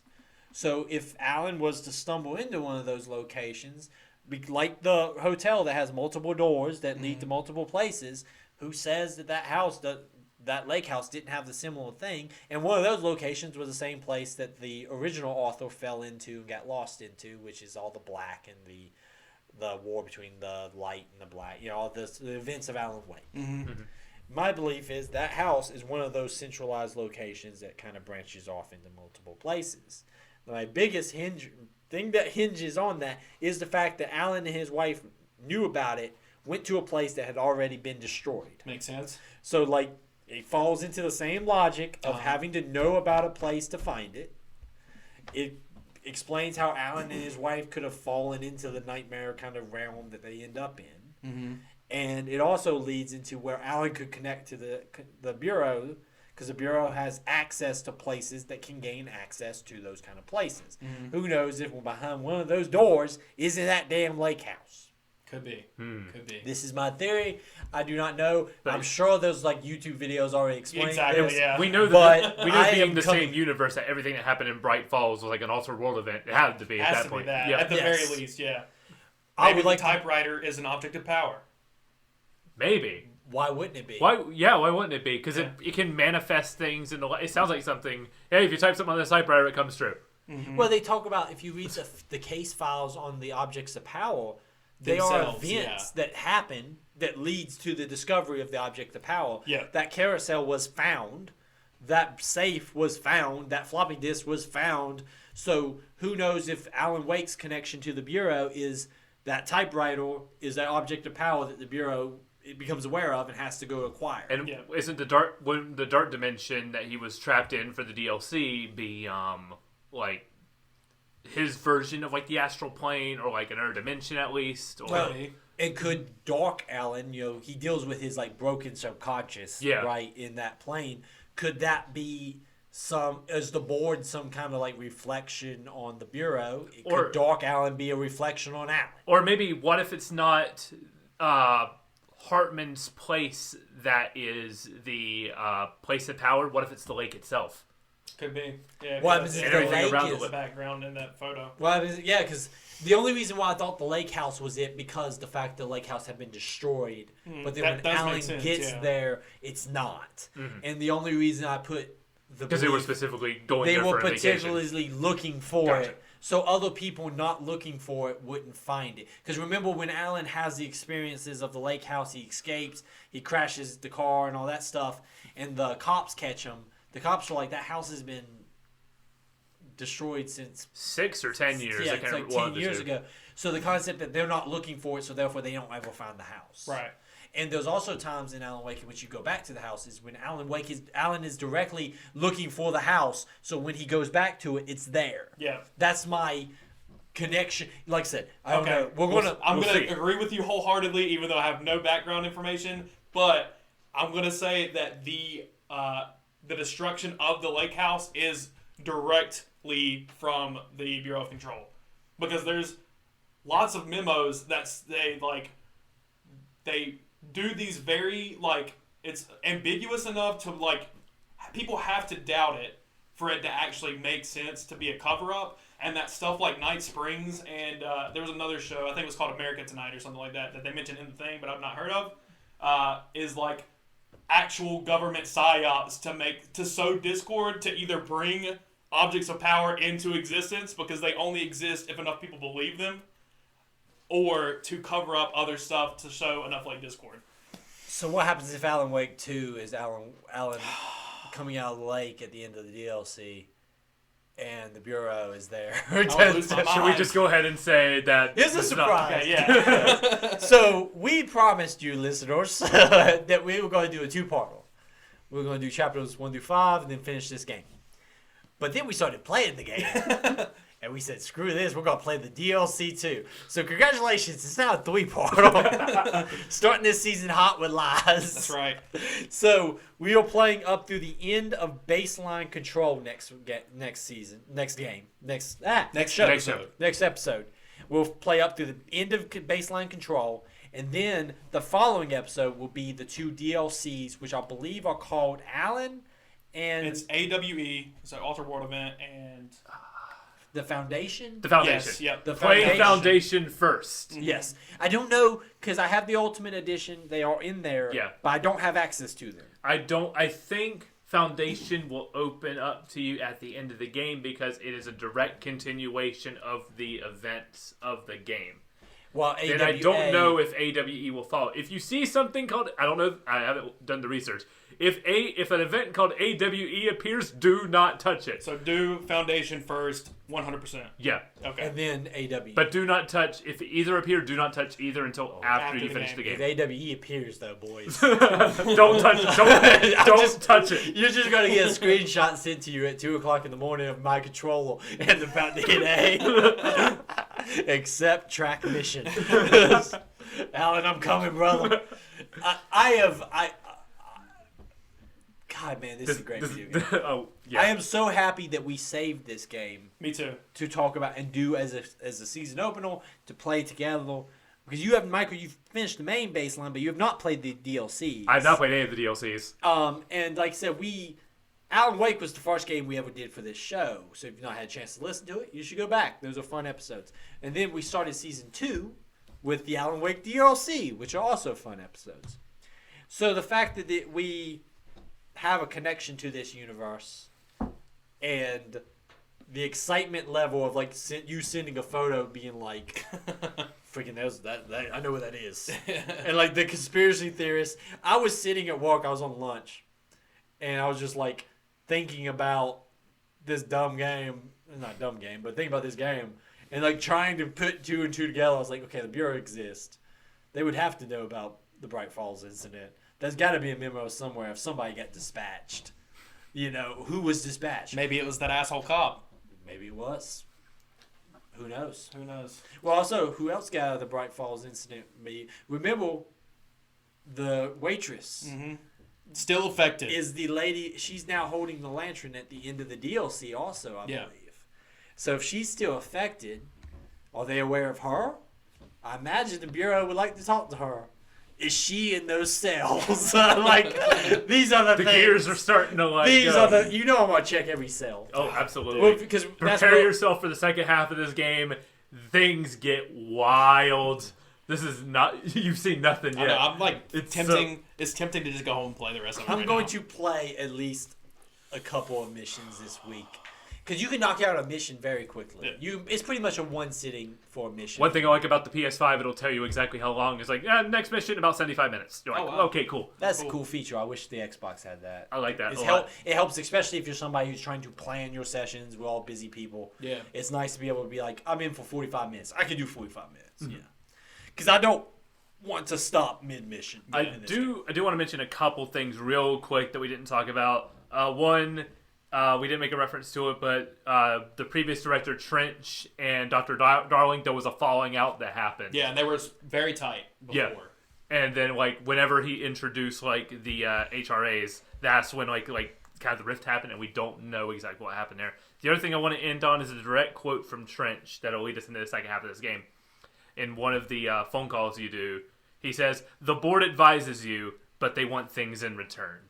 And that's where I'm going to leave Trench that. is a very fascinating character. I know we're trying to take it home, but like even little things like when you're trying to fix the pumps, and he's like, the director's job is to keep the lights on. Yeah. And it's just like some of his quotes are so laden with responsibility that it's very easy to get wrapped up in it and be like, the concept that he's like, no, we have a job here to do, and we have to damn do it. Just the smoky backlight too, with and the way it projects shadow onto projection. Remedy don't get enough damn credit. Dude, yeah. They don't get enough credit for the artistic hand that they have. I mean, this won Game of the Year in some outlets, in some regards. Like, didn't it go against Hades? 2019.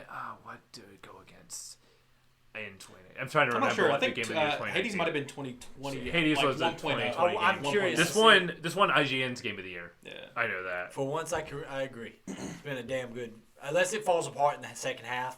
I don't I don't either. And Oh, Michael's looking. Sekiro Sekiro was the big Game of the Year winner in 2019. I feel like these are two like very opposite games. One Yeah. is very mechanics heavy, and this is very story and world building. Let's take it home. State of the Save at State of the Save on TikTok, Twitter, Instagram. Send your emails to @stateofthesave or stateofthesave@gmail.com. One day I'll get these things right. Make sure you 5-star, leave reviews, all those positive things to help people find the show. Tell a friend. We want this to be, we had a bigger season in season 2 than we had in season 1. We want season 3 to be bigger than season 2. The more we grow, the more cool stuff we get to do. Very straightforward process. We ask very little, except when we ask for it all. But thank you guys for listening. It's going to be a hell of a season. Feel really good things are going to be happening this season. Stay safe out there.